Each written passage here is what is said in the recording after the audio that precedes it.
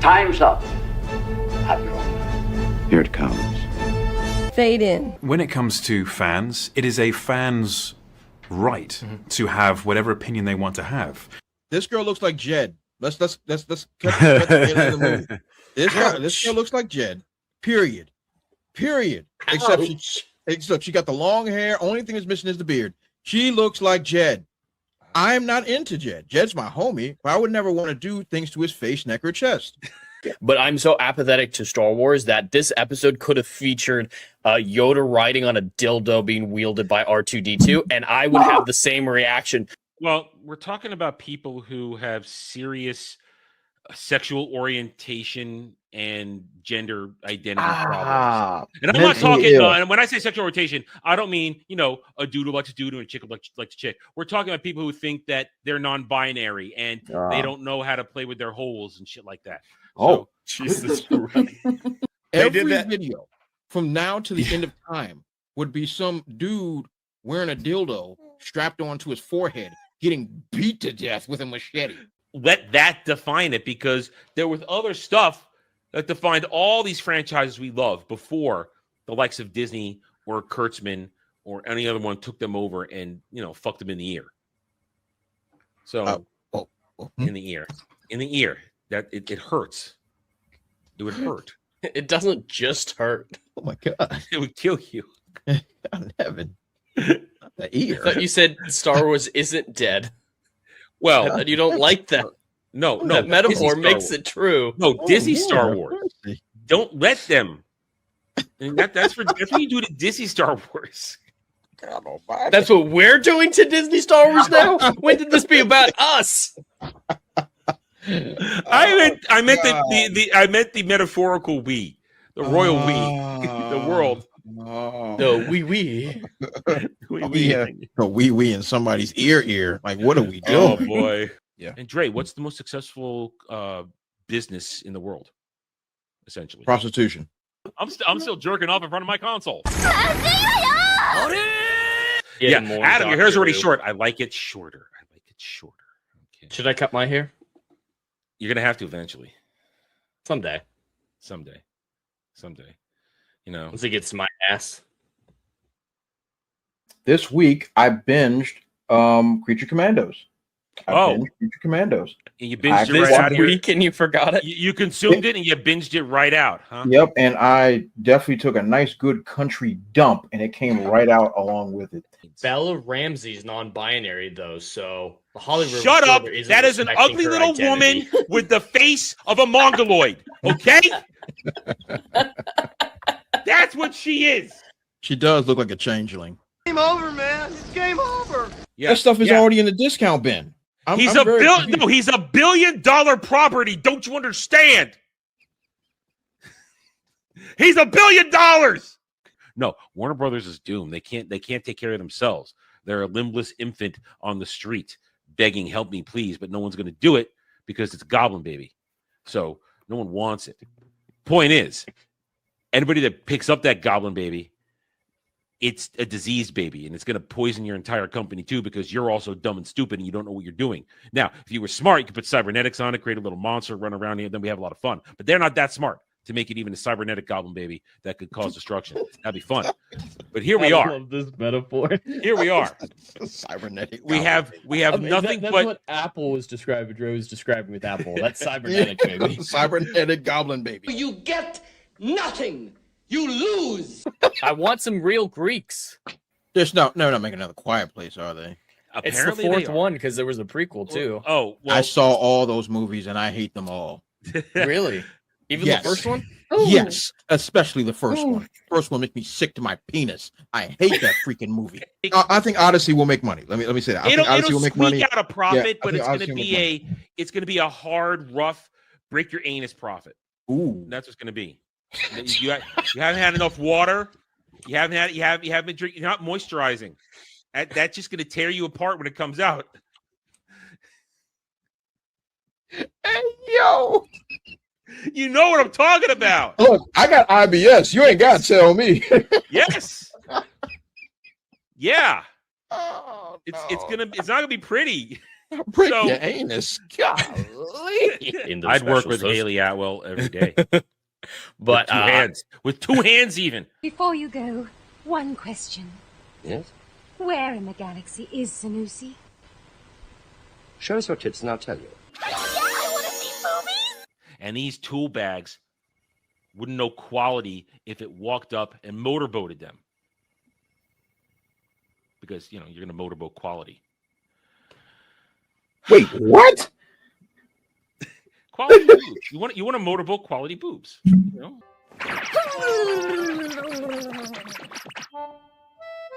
we go. All better now. Man, titties are the greatest things on earth.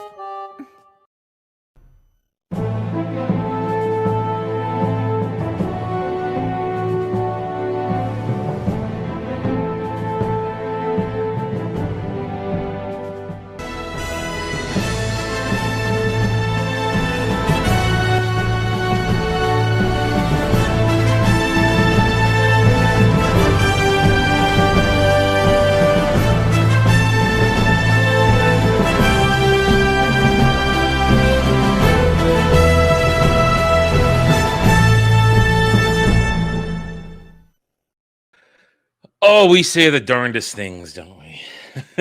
Howdy, you I all. never say Welcome. anything embarrassing. Never. No. It's just you. Never. No, yeah, never at all. Never at all. No, I won't cycling your clips more next time around just to prove. I don't have any clips. Come on, man. Yeah, you have a folder just like the rest of us. I keep everybody's clips in folders so that I know where they are. Granted, they're saved on an actual file of the opening clip, which I just pulled things out and put things in. They're all saved on that actual file, but there's the source file where I keep everything just in case something gets deleted or I don't want it anymore or something like that. No, everybody has a folder and a name. All of us. I mean, some of us are more full than others. Okay. But we all have a folder. Mine's the smallest folder. It except is. for maybe Yours is Beardo. the small. Well, actually, technically, because Dermy's is smaller because a lot of his stuff is from Ballbusters from the past. Well, yeah, I I'm can't talking cycle round that in table. Yeah, round table. Yeah. Well, Dermy has 2 round table clips, so he only has 2. So when he's going to be a guest, I cycle that in, the whole one that broke my brain where I couldn't think for half a second, where brain stopped working. Anyway. Okay, and there is Dre. Howdy, all. Welcome back to the round table, where I think we're going to be salty today. I think we're going to be very, very salty, just because there's everything on the list today is all stupid, or we are going to talk about something that we're likely going to be angry about next week. Yes, today is Odyssey pregame. It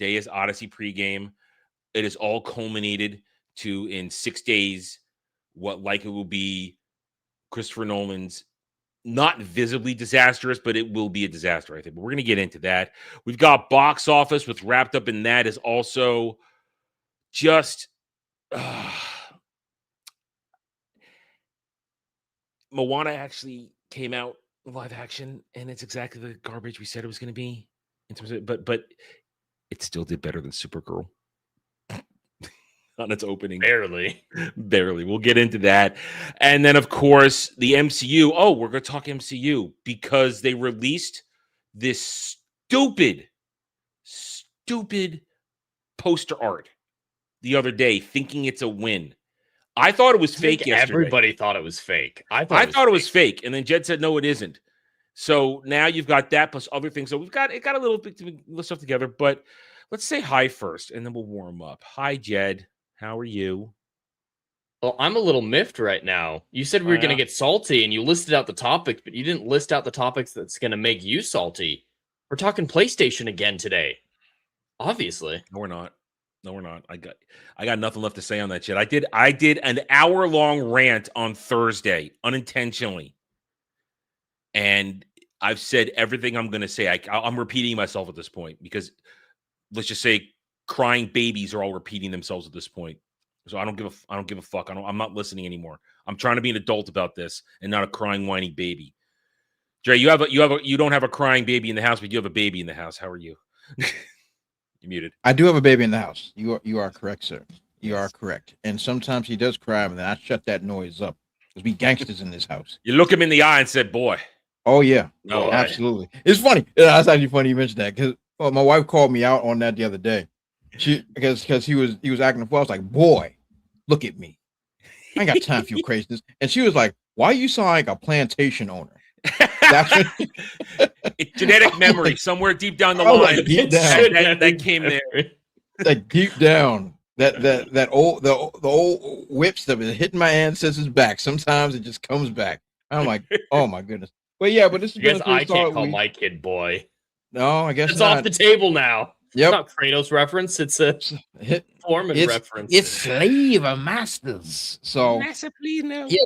Oh wait, I have show and tell. I love show and tell. I love show and tell. What do we got today? What do we got? Oh, I can't tell what that is from that far away. What we got? So, my wife discovered this place in a place called Glen Burnie, Maryland. No, you never heard of it, and nor should you have. No, I haven't. It's a place called I Got Next, and so we go there, and this is the most dead mall I have seen since I was a child.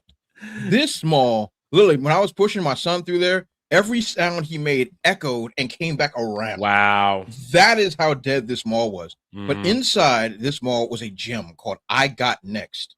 Inside, you can go in. They have all these retro games lined up on the side. They have an arcade in there with arcades, and they have action figures and collectibles. And I found original DCAU freaking Dark Side with the Omega Cannon still in the box. And I'm like, oh, this is coming home with me. That jump was beautiful. So yeah, and it was a really nice spot.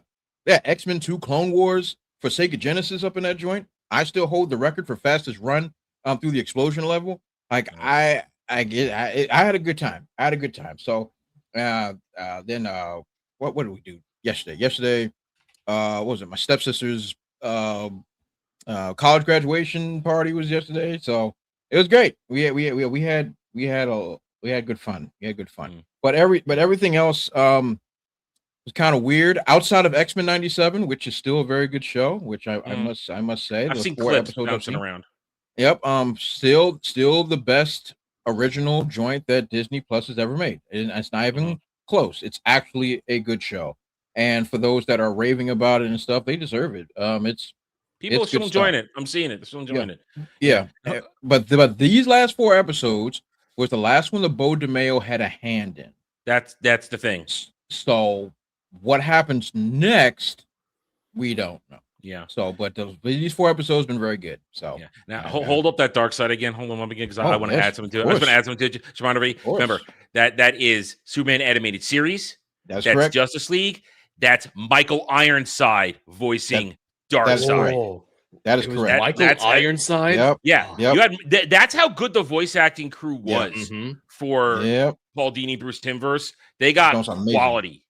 Is amazing. Yeah, Michael Ironside and Clancy Brown as Lex Luthor. Lex Luthor. Yep. Mm-hmm. Good stuff back then. Yeah, it's also good. Anyway, that's the last of the fun. Everything else is pain the rest of the today. I'm sorry. It just is. I'm not going to pretend otherwise. Anyway, let's say hi to the chat and we'll get started. Hail to the mods. Good Sir Algrim, Legatus, and Ruben X. I saw him in there as well. There's, of course, our chat maven, Dragon Lady, keeping talking to you guys while we're all going. Let's see. Dash is here to probably call me Boomer at least once today. Ginger Norseman, good afternoon, my friend. Who else is in here? Huzzah, son of Joxer. Let's keep on going. Anybody else chatting it up? Just make sure Frank is there. Yeah, Nolan is not an ally. Nolan cannot be trusted anymore, as Jed has come to that conclusion finally. And Toronto Thrash is here as well. And anybody else who is not chatting and sitting there relaxing, we're happy to have you here with us on this kind of muggy Sunday afternoon. But it's better than raining and my power going out, so that's fine. Anyway, well, it's stormy here. He sent it south. That's where you are. The kid just showed up. He's a kid, and everybody else here. Thank you for being here. Hit those like buttons, subscribe, Links are in description below, and let's get started. So what we got today, we're going to go over box office, a predictable box office, as we prepare for the question. Odyssey. Will it fly or will it flop? What is the definition? We had a very good discussion on Friday with Dermy, and Dermy said he was going to win that. Jed, did Dermy win our discussion on Friday? I don't think so. I think we won. No. And he didn't fight that hard back against this. I think he was won over by the arguments to see our position, at least. I don't think he was won over, but I think... No, not to agree with it, but not enough to be like... No, he still thinks his stance is true. And we'll add Dermy's theory into this so that you guys can judge and talk about it. Then we've got... what else is here? I forgot. Let me check my sidebar. We got within the box office, talk a couple other things, called Little Supergirl, just a little bit, as it falls apart. But then, of course, as I mentioned before, we're going to talk the MCU because suddenly Doomsday. Listen, you guys know I think the Doom 3 trailer is garbage, or Doom. I should call it Doom Messiah, but they call it Doom 3. It's garbage. It's horrible fan fiction. No, it's Doom Part 3. Part 3. Because it's one movie. But the trailer gained a lot of traction with a lot of people. My anger aside and rage and fury aside, it drew a lot of attention. What do you think its direct competition, literally on the very premiere day, did? They released a silly art poster that has been mocked and ridiculed for the past 48 hours now. We're going to talk about it as I hiccup and clear my throat away into this. But before that, this one's for Dre. I want to see how Dre feels about this. I'm here. Dre, you don't have any time of day for what's currently going on with that Superman animated series over on Cartoon Network, do you? My Adventures. Okay, all right. So I try to watch that show. I've been trying to catch up on the current season. The problem is this: like, the show is not bad. I don't think that's accurate.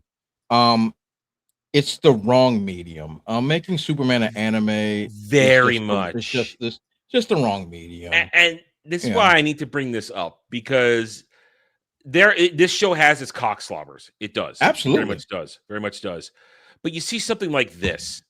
Superman had his Goku moment in this episode, and now I love it. Best Superman episode ever. They're saying it pairs with he went Super Saiyan. Stop.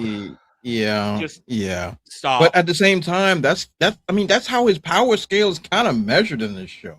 In the show. It's not Superman though. That's not how Kryptonian chemistry works. No, he just kind of gets mad and a couple, literally, he just taps into a primal version, and then he gets the blue electric lightning, and then he punches harder than he did before. It's very anime. Let me be as clear as I possibly can. Yeah. This show is very anime.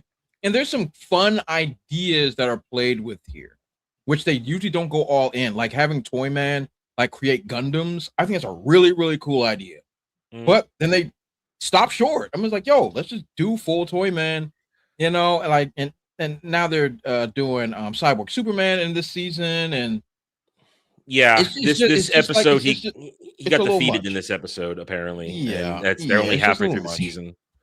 The thing is, I was never into this show. It's honestly, it's more of a success than I thought it would be. I thought this thing would have crashed and burned in season 1, but it has a very weird fan base who get into. They think this show is, as the season started, low key horny because a woman. That was a thing before the season started. This show is so low key horny it can't help itself. No. And right away, people who knew Paul Dini, Bruce Timmverse said, no, this is what horny looks like in DC animation. That's what horny looks like all over the place. Beautiful women in that joint, without question. Yeah, and I don't understand why people want to see Superman treated like an anime shonen character. I just don't understand it. He's Superman. He doesn't need to power up with rage. It's I understand the potential. Okay, all right. Two things are happening at the same time. Yeah, manga rules the world. Let's just get now. that. Yeah, now yes. Okay. Manga, manga now rules the world, and with manga, in connection with that, is anime. It is the most watched animated anything on the planet. Is what do you think I did all this last week? I cleared through my spring season of anime. I got 2 episodes left. I got 2 episodes left on my last show, and then I'm waiting for next season to finish. I counted. I've got 25 possible shows I'm going to watch for next season. But Adam, look what you just said. You talking about 25 possible anime shows that you're about to go and binge through. That's the whole world right now.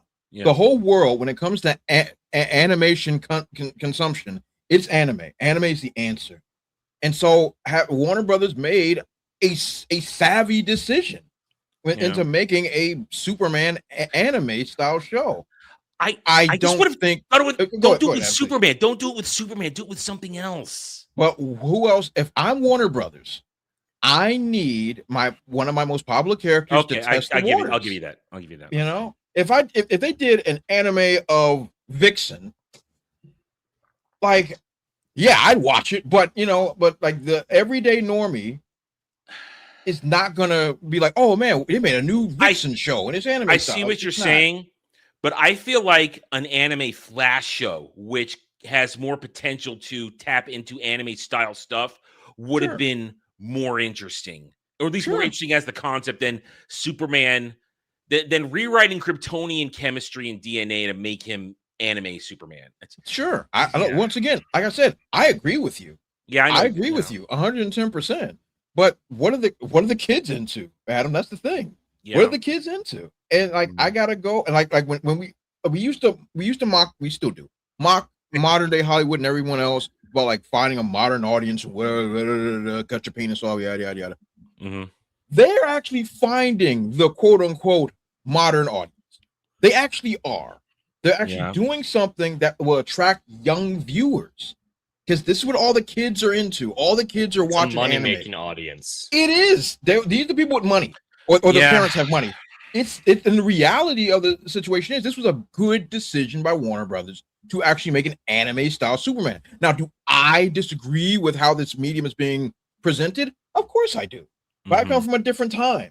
So therefore, this doesn't resonate with me. Like literally, I've seen both previous seasons.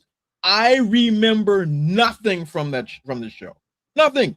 Not a thing. I don't remember a sound. I don't remember a word. I don't remember what happened during the finale of the second season. I don't remember anything except that Jimmy Olsen, it actually showed that he's into women. That's it. And I was like, oh, look, he's into chicks. Okay, cool. That's the only thing I remember is like Jimmy Olsen having a thing for Kara Zor-El.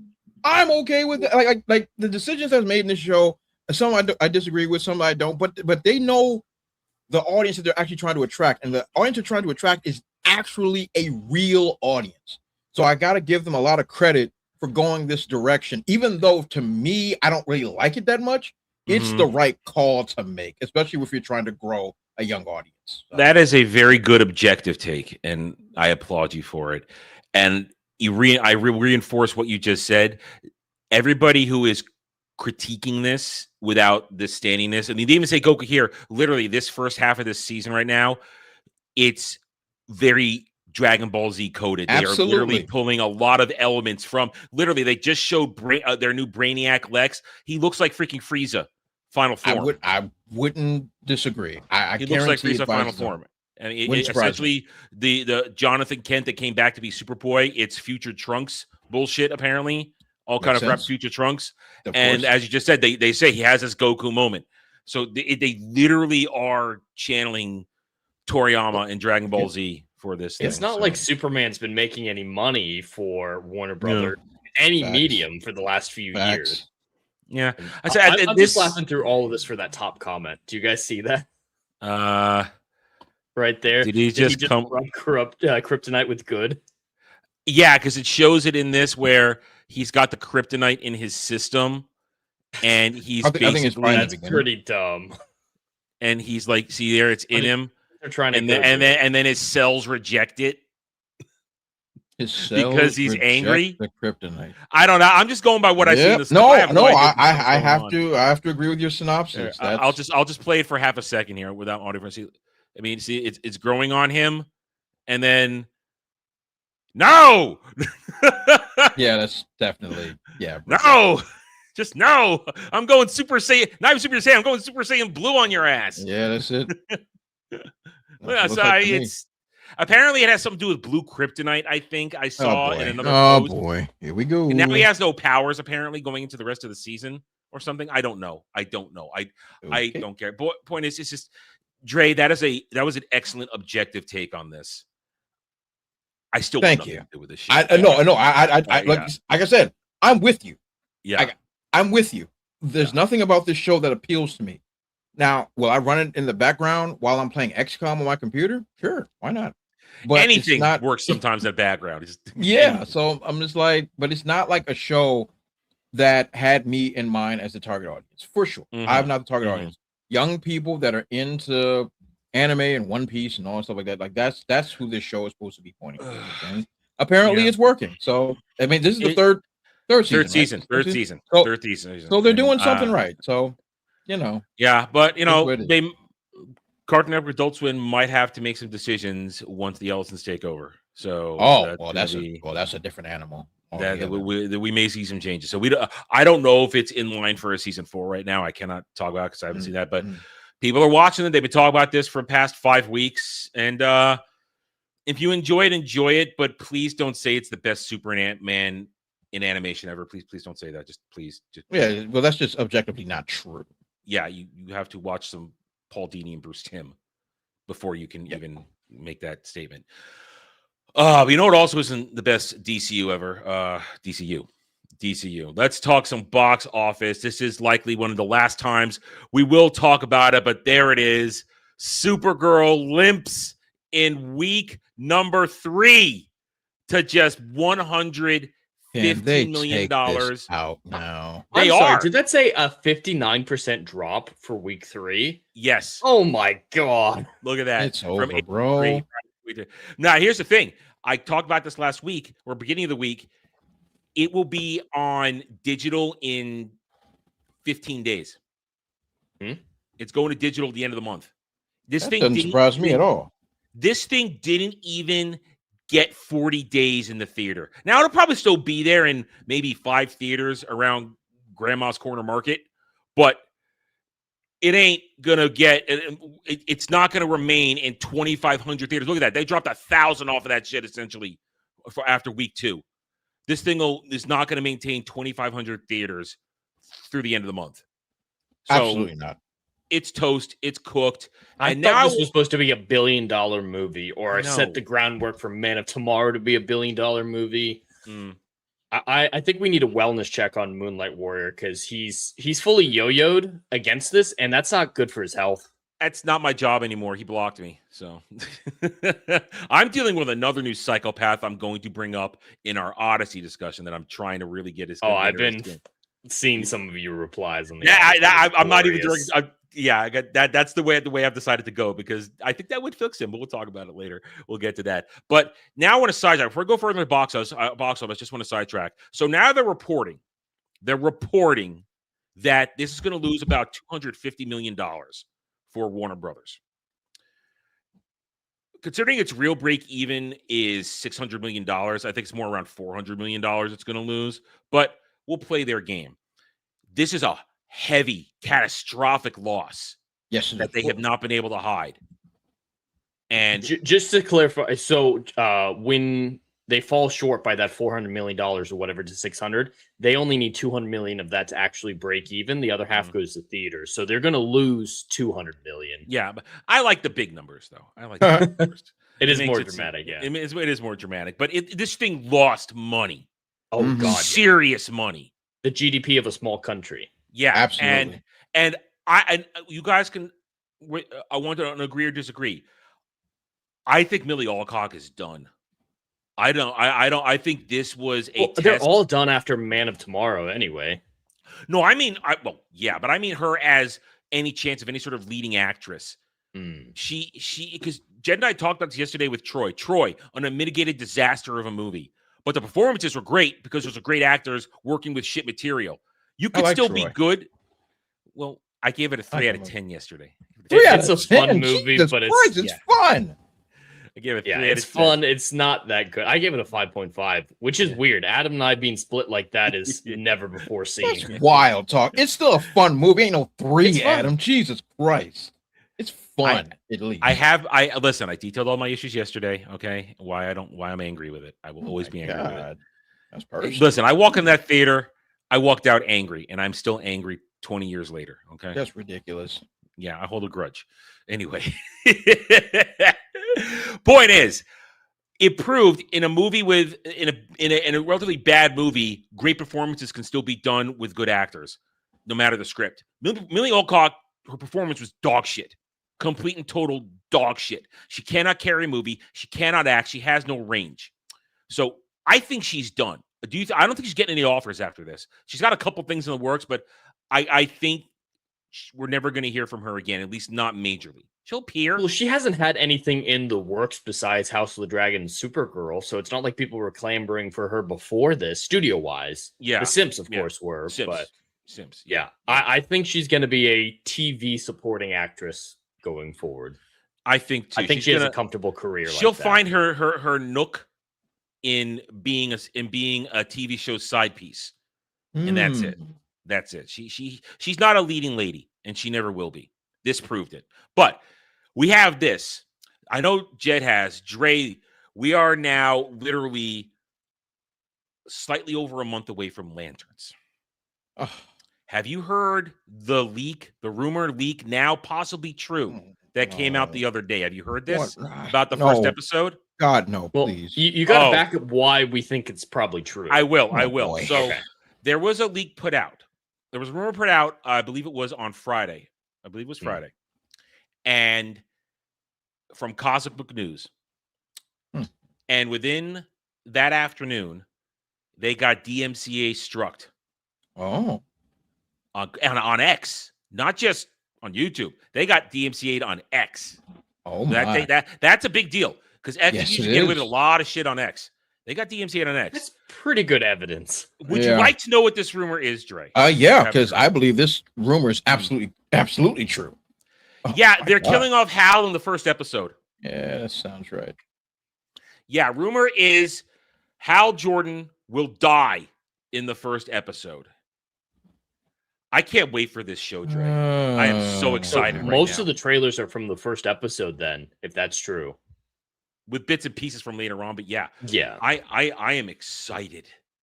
I'm gonna have fun ripping this thing apart. Dre, how do they think they can get away with this? I'm trying to process.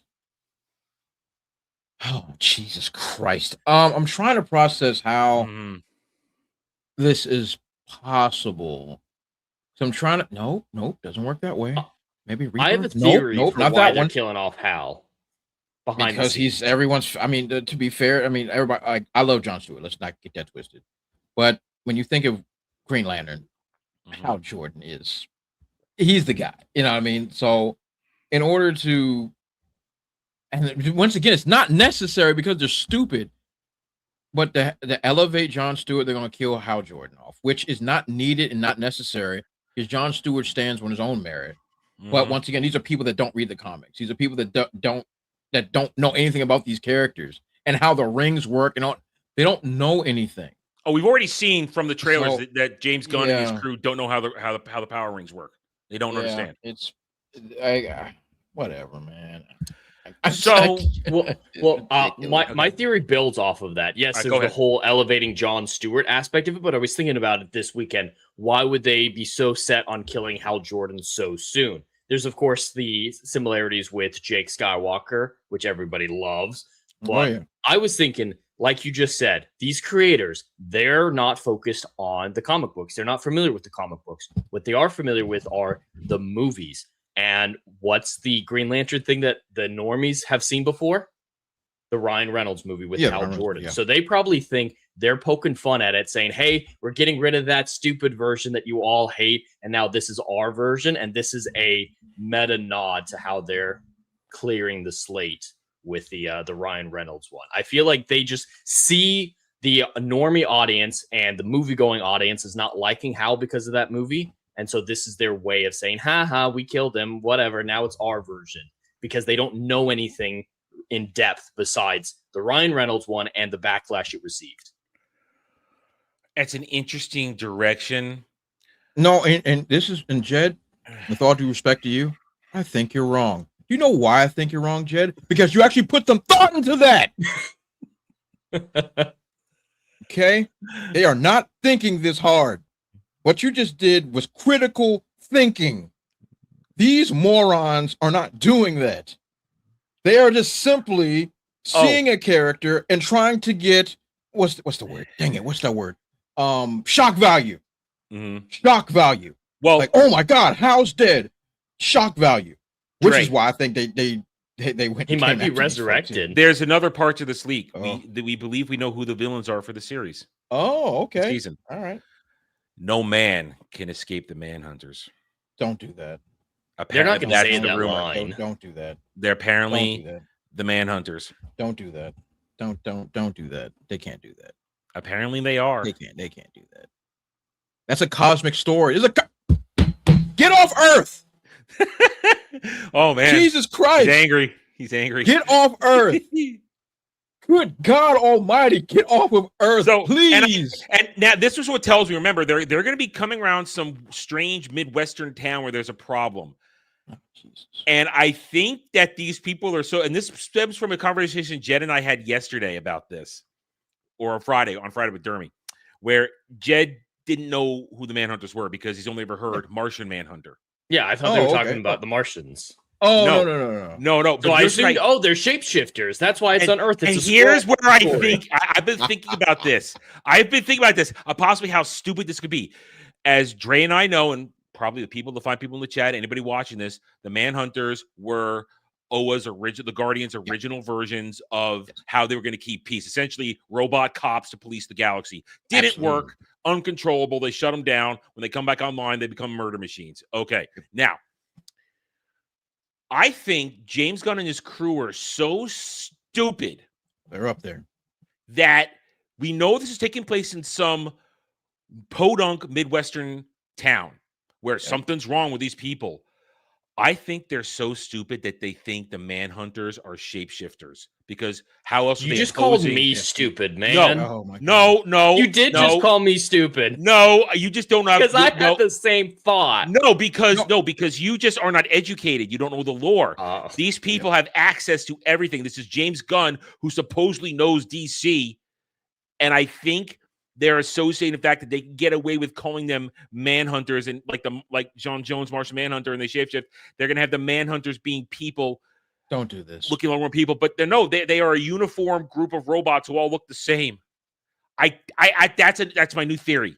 Adam, that's my new theory. If they come out here with the Manhunters and their shapeshifters, the internet is going to melt down, and rightfully so. This is why I'm so excited for this show now. Rightfully so. If they come so out excited as shapeshifters, and heaven forbid it's revealed that they're from Mars, the entire internet's going to melt down.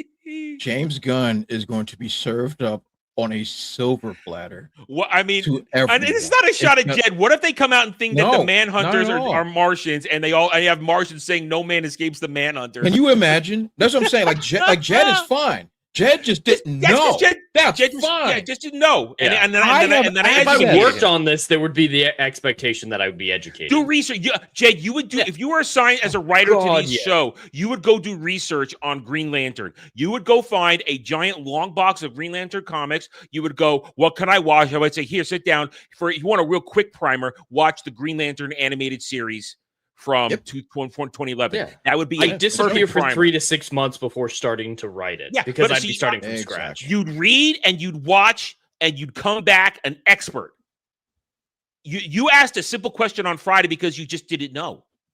Because you're working on what you've just seen, because you've been barely exposed to DC. Barely. Oh yeah, I'm a DC normie, absolutely. Yeah, you don't know these things. You haven't been watching or reading this stuff for 30, 40 years like me and Dre have.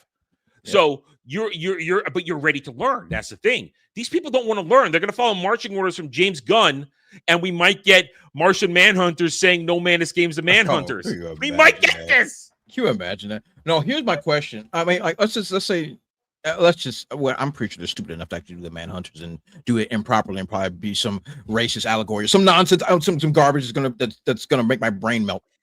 Why are you even doing the Manhunters?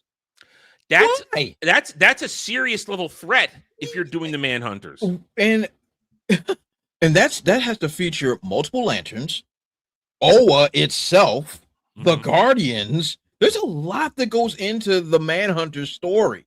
But if you're going to put this joint in a Midwestern Texas town, bro, stop. Just do.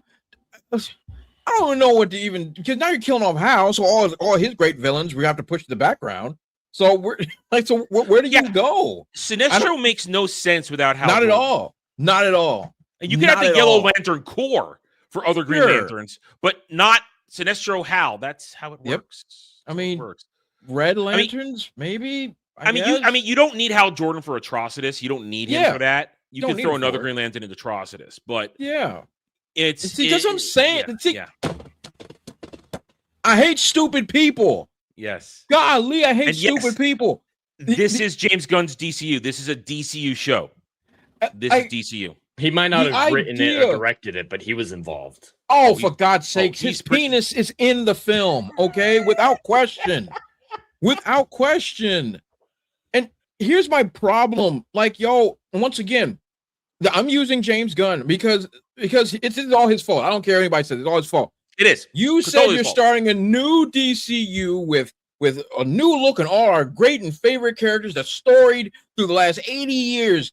And your first order of business is to kill the Green Lantern that makes money? Am I the only one? Like, the idea of we're going to skip Hal Jordan and not only disrespect him, but kill him and then give it to Jon Stewart. What are we doing? Like, what are we doing? Yeah.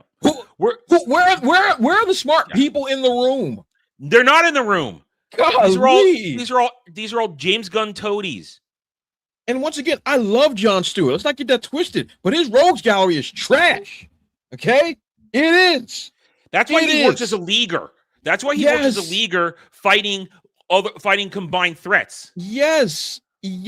Or doing cosmic stuff. The Pytar Flame, all this stuff that's combination things. Hal Jordan actually had a rogues gallery. Sapphire and freaking Sinestro and Atrocitus. Like, you have the main level villains of the Green Lantern arc are his. I'm so confused on where the direction is going. I'm going to kill off Hal Jordan before you even have a Justice League. Think about it like this. We won't have to see him in this garbage suit that he's wearing here. And once again, we have to bring up the fact that we've already established, now granted, still incorrectly, but we've already established that how Guy Gardner uses the ring is for constructs, and that it even though it doesn't come out of his ring, but we already have a fantastical version of how this ring works. Putting this dude in a brown costume doesn't make any sense according to your own established canon.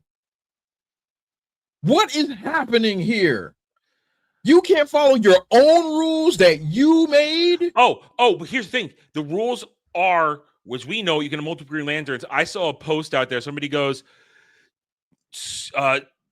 Aaron Pierre's Jon Stewart will be the DCU's Green Lantern because this is bold, killing off Hal Jordan. And then I thought, you already introduced Guy Gardner in your stupid movie. He's even going to appear in this stupid show. And that's what I'm saying. The idea that, we have to kill him off in order for Jon Stewart to get the ring. First of all, that's not how the ring works. We already know that. But they all exist simultaneously in multiple stories. Mm-hmm. And Kyle Rayner, he exists at the same time with them too. We have bare minimum 4 lanterns, lanterns active at the same time. Doing different stuff. Doing different things on different sectors. Yeah. There's a reason one can stay on Earth when there's 4 more of them out there patrolling the sector. It's so dumb. It's so dumb. It hurts. And bro, come on. This show is going to lose so much money because I don't know how much they've sunk into this yet. We'll probably learn what its budget is going forward. But I bet there's 8 episodes. They probably spent $20 million an episode is easily my guess. Well, it wouldn't surprise me one bit. And it's all to subvert expectations, is my guess. It's, hey, we think you're going to get a buddy cop story, but no, we're going to kill off Hal Jordan. But Jed, that's how they portrayed this. A two guys who don't get along. Of course, you think it's going to be a buddy cop in all the trailers.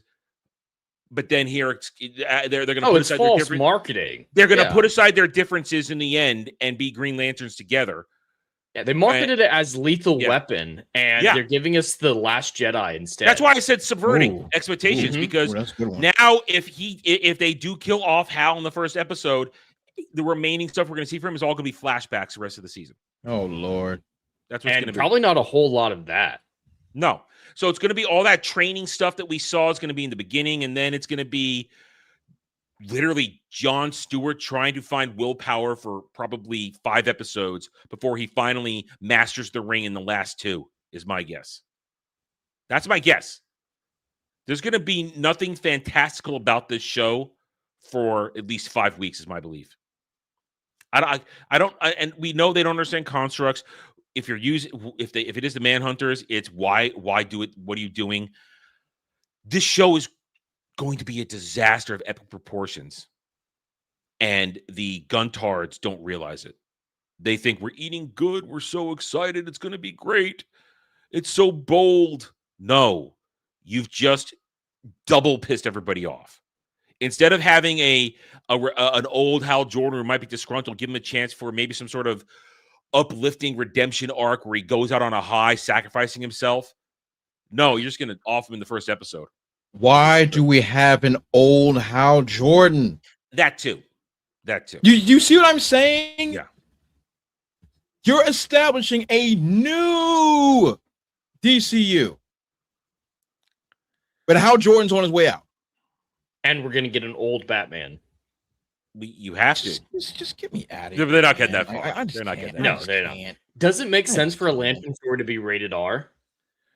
Like in the comics, was he ever mature? Like Deadpool obviously makes sense, but how many Lantern story that's rated R? No. This is rated R. M. Well, of course, it's because it's going to be nudity and man penis and it's profanity stuff like that and cussing. Yeah. But Nathan Fillion said he said more F words on this set than his entire career combined.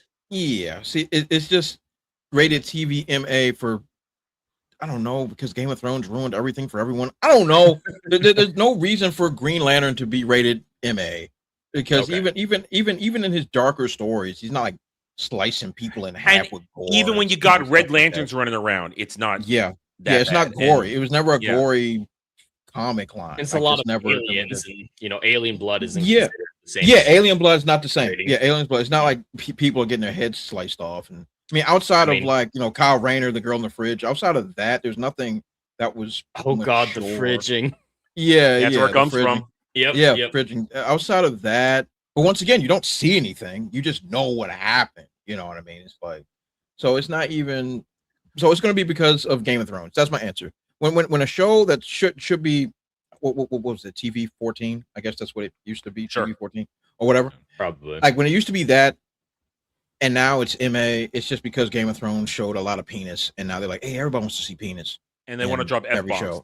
Drop F-bombs. Drop F-bombs. Because that's edgy writing to drop F-bombs all the time. Yes, because that's what... Really not. Yeah, so Supergirl's on the way out. Here comes Lanterns to which reportedly has a $120 million budget. Oh, you looked it up? Okay. Mm-hmm. 120 Well, it was actually originally announced back in 2019 under Snyder and went through several iterations. And they lowered the budget to this when the True Detective guy took over because he wanted a grounded one, which is cheaper than space CGI. And it looks like shit. Mm-hmm. The show looks like shit. So Supergirl's out. Here comes Lanterns to shovel that shit and then claim, hey, we're trying to clean things up. But no, you're going to do terrible. All right, let's move on to the rest of the box office. Toy Story 5. Getting close to that $1 billion, but I think it's starting to run out of steam. Look at the box office here. It's made its money. It's made its money. It's made its money. Oh, with its at $250 budget, I think. $250. And light marketing. The marketing wasn't too heavy for this. It was about the IP alone was marketing for it. Yeah. So I'd say 650 break even point. It's well over $200 million money in profit. But I think it's running out of steam only now in week 4 making just 18 million domestically in the week, and looks like similar efforts internationally. Do you think it ekes out the billion now? Do you think it gets there? I still think so. I'm not going to bet against it. I think it'll get there. They're going to have to keep it in there for 6 to 8 weeks, though, I think, for it to get there. Why not? What's going to kick it off? That's all I'm saying. No, I'm saying nothing. Movie-wise, nothing. So nothing. I think they'll keep it in long enough to be $1 billion, but it'll be like a limp to $1 billion. Not as a bad thing, just, I think that's where it's going to. I think I said 1-2, and I'm wrong about that. But I didn't expect it to run out of steam this quickly. I thought it had a little more steam going into week 4. But so you guys think it'll just limp to $1 billion, but it'll get $1 billion. Yeah, probably. Yeah, absolutely. Yeah. Okay. Worst case scenario, an Oppenheimer situation where it falls just a tiny bit short and digital sales get it over the edge. Okay. Minions continues to. I think its budget's $85 million, which it'll make money in the end, but this is a far. But in my opinion, this is underperforming. In my opinion, it's underperforming.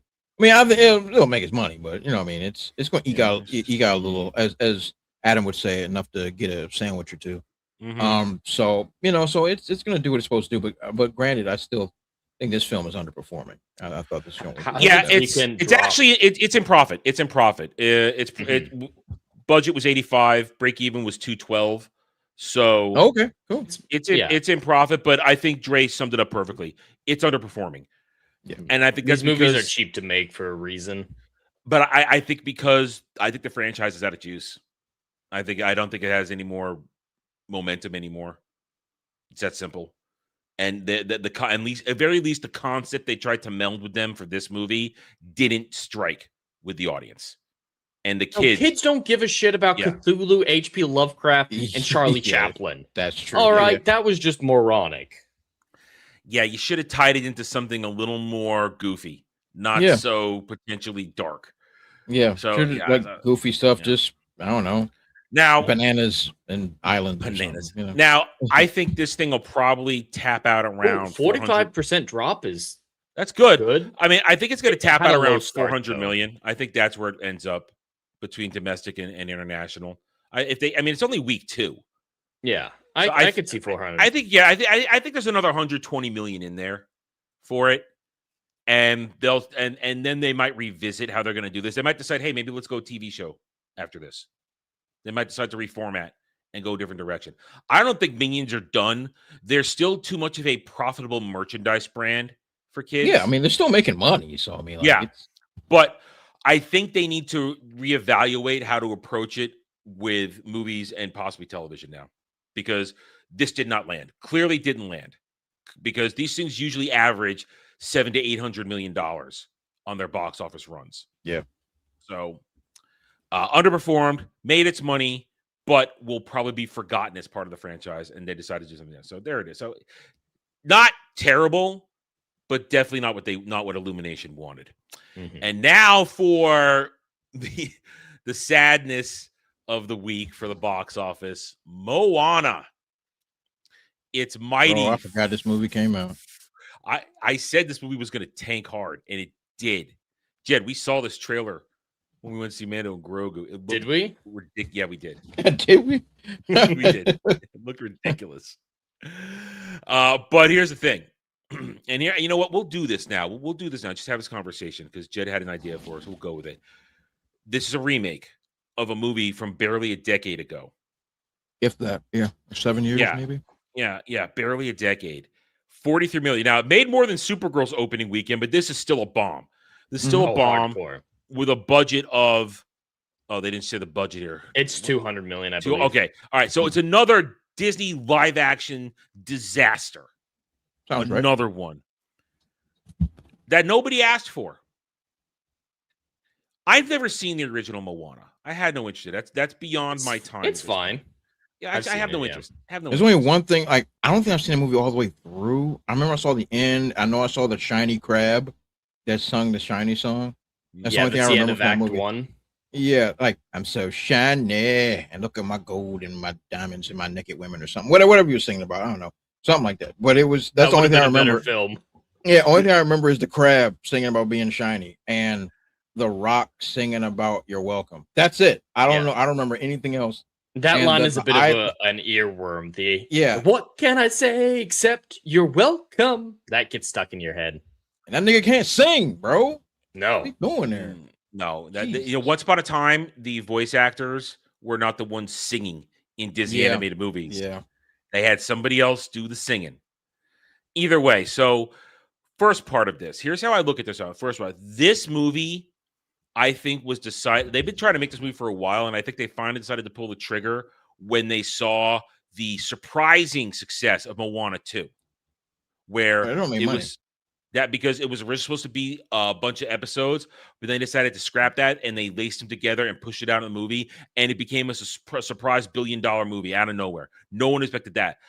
I think no one remembers it though either.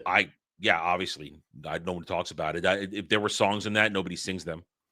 But here we go. I think the first part of this is that they thought that they could ride that. They thought there was enough nostalgia for Moana after Moana 2 to crank out Moana live action. And for some, respect at least for trying to maintain continuity and bring in Dwayne Johnson to be this character because he voiced it in the other two movies.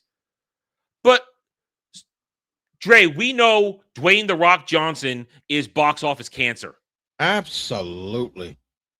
His days of being, he was never a box. Never a superstar, but the days of him actually being an attractive box office, I don't know, dancing monkey. I don't know what you want to consider him, but he was never. He's never been a draw with an IP. Exactly, I agree. Like with G.I. Joe and the Fast and Furious movie. Black Adam. Yeah. Oh yeah. How well that movie did. And Jumanji, I actually like that succeeded because of the IP. Jumanji is his most successful franchise. And those are ensemble movies. Yep. All those other movies like are Jack ensemble Black movies. Stuff, yeah, those are all ensemble. From Fast and Furious, those are ensemble movies. It's not him carrying the movie. He's part of the group. But Dre, why put him in this position? Is it his own ego? Does he? I don't know. Why do this to yourself? Well, he helped produce it as well, which also meant that they spent a lot of time researching Polynesian history to keep the culture accurate. And that's a big thing. A bunch of Access Media sites are talking about how wonderful it is that they did that. And at the same time, calling everyone who wanted that for the Odyssey evil. Wait, I have to say something because I have a real big problem with The Rock in general. So do I. Especially because always when it's a culture thing, they always he's Samoan, he's Samoan, she's Samoan. His daddy is black. Rocky Johnson was a black man. Rocky Johnson is as black as me, if not blacker. Rocky Johnson may be one of the blackest men I have ever seen in my life. Not to mention when he was in wrestling, he was known as the Soul Man. That's how black his daddy is. Okay? But that's never acknowledged, and that pisses me off. Like, the Samoan culture. Oh, Dre, say the magic word. Don't know nothing. What is he? Say the magic word. That nigga's black and a half breed. There it above everything else. There it is. And it kills me because like every time it's like, oh, he's representing the Polynesian, which is, it's fine and all that stuff. But look, your daddy may be the blackest man in the history of black men. This man was pimping hoes before he went to daggone professional wrestling. Okay, this man, his daddy was black. He's blacker than Cicely Tyson. This man was black, but he never once acknowledges his black heritage until WWE needs a scapegoat about like, hey, how come there's no black world champions? It's like, oh, The Rock's a black champion. Hold on, of domination. Yeah, Nation of Domination. I'm like, wait a minute. Wait. Oh, now he's black? He's been Samoan all this time, but now it's time for some cover. Now he's black. Like, no, man, I have a real big problem with him being the poster child for Polynesian people. I know, once again, I got no beef with none of the Pacific Islander people. I got great love for them and everything. It's got nothing to do with them. It's about how he markets himself and how people market industry market him. He's an that absolute aspect hypocrite. ruined Hobbs and Shaw. I enjoy Hobbs and Shaw as a dumb, fun movie, fitting it in the franchise. But then they add in an hour in the third act just to go to Polynesia for no reason and highlight that culture and be like, yeah, these guys with sticks could beat the best techno army in the world. Yeah. It's like, that took an hour. It's a 3-hour movie because he wanted to have a Polynesian side quest. And some of his half cousins is in it and all that other stuff and blah blah blah blah blah blah blah blah. Yeah. It just frustrates me to no end. They couldn't get somebody else that's Polynesian descent to play this character. No, they got the famous half breed who, and let me be clear, I know we had this conversation a long time ago. Who your daddy is what you are. Okay, that is why king in succession goes through the son, because your son is what carries on what? Your lineage. His daddy is the blackest dude on the planet. May he rest in peace. But was the blackest dude on the planet. Who is why he's able to book his Polynesian mama. Okay, let's stop playing games. Jesus Christ, that needs to be. I'm saying that needs to be said. Like I'm so sick and glad tired you're here to of that say crap. it because I can't say that stuff. It just bothers me, bro. I'm like look at all this Samoan. So I'm like, bro, you seen your brothers and sisters, like your real brothers and sisters that your daddy's other family had and all that stuff. All of them black. Every single one of them black. You the only half breed running around. Give me a break. Samoan. Anyway, man, it is what it is. Yeah. But listen, the fact that The Rock is not a draw, the fact that he is a hypocrite, the fact that he has a very bad public persona, so much so that when he now tries to walk away from stuff, his own start to yell at him and eat him up and spit him out because he won't be political anymore. So The Rock was a problem. Who cares if Will Wheaton is calling you out? To be fair, yeah, but this is the example. They're always going to eat their own because and The Rock is a hypocrite because for a very long time he was very political. Doing a lot of very political stuff, making it very clearly known where his politics lay. But now, because he gets backlash, or it's not, he wants to walk away from it because he knows that it's part of what's tanking his popularity. He walks away from it. So The Rock being involved with this didn't help it at all. And here's the other part. And I'll ask this question in 1 second because I do want to answer another quick question before, because I don't want the chat to lose it, because that was another thing I was going to say earlier. Lost it. Nobody cares, Alex. I don't care. Nobody cares. We actually talked about it when the movie leaked. The Airbender movie is a disaster. I don't need to watch a trailer because I essentially watched the movie through X when it leaked. So, yeah. As far as I think we're all concerned, there's 3 seasons of a great animated kids show, and that's it. Yeah. That's the entire franchise. Yeah. We've had these conversations, so we'd be rehashing it in a sense. They should have done this movie 20 years ago when the original gang could have aged naturally before creating Korra, which shat all over the original gang, as Dre will always remind us. Woo! That's a bad show. And then you make this movie completely recast all the voice actors when Rufio is still alive and capable of doing Zuko. And everybody else is still there, ready to do their characters. No, we have to get DEI people to play these characters, and then we have to trash these characters in the movie and not have them be themselves. So no, that's it. What it is right now. That movie is not a. It's a non-factor. I saw someone on Twitter make one of those stupid fan tributes, if you've ever seen one, about how Sokka has a bicycle with wings and he doesn't need to fly on Appa anymore. Just the fact that Sokka has a little bicycle now. No. Sokka. Sokka. I'm serious. Sokka has a little bicycle that he pedals to make wings flap, and he doesn't need to ride with them on Appa anymore. And remember, this movie's all about a bunch of fake bending jobbers kicking our heroes' asses for most of the movie. So no, there's no reason to talk about the trailer because everybody's already seen the movie. It leaked. Everybody saw it. I didn't see it, but I watched a lot of clips on X, so I essentially saw it. So there's that. But now there's a thing. So back to Moana. So Moana came out in what? When did it come out? The original 2016. 2016. So barely a decade. So a little over a decade. Jed, you have a question for this. What qualifies something to even get remake status? What justifies a remake? Justifies, qualifies. And I think that so many people would agree Moana did not need any form of a remake. It's not old enough, not even remotely. And I think the answer to that question is, could an updated version add something of quality to the original? Now, that's easy with old movies. Let's say there's some big blockbuster from the 70s. They didn't have CGI at the time. It's hard to see what you're looking at. Maybe modern CGI could be a great alternative. Video games from 30 years ago, going from 8-bit graphics to modern graphics makes sense. Or in the case of animation to live action, there's only really one thing, because animation has been gorgeous, and you can't get better than it since the beginning of Disney. So the answer is the answer to that one is, did it underperform? Was it a good idea, underserved by the medium, that could be done better now? Like Treasure Planet. It's a cult classic now, but it was an abject failure when it came out. That movie, I think, justifies a remake. Well, yeah, Treasure Island's an old story. It's had a bunch of adaptations, so it's fair game. I think that's one thing too. If something's been adapted 1,000 ways from Sunday, then it's fair game. Now you're taking your chance at it. Sure. Yeah. Offering something unique.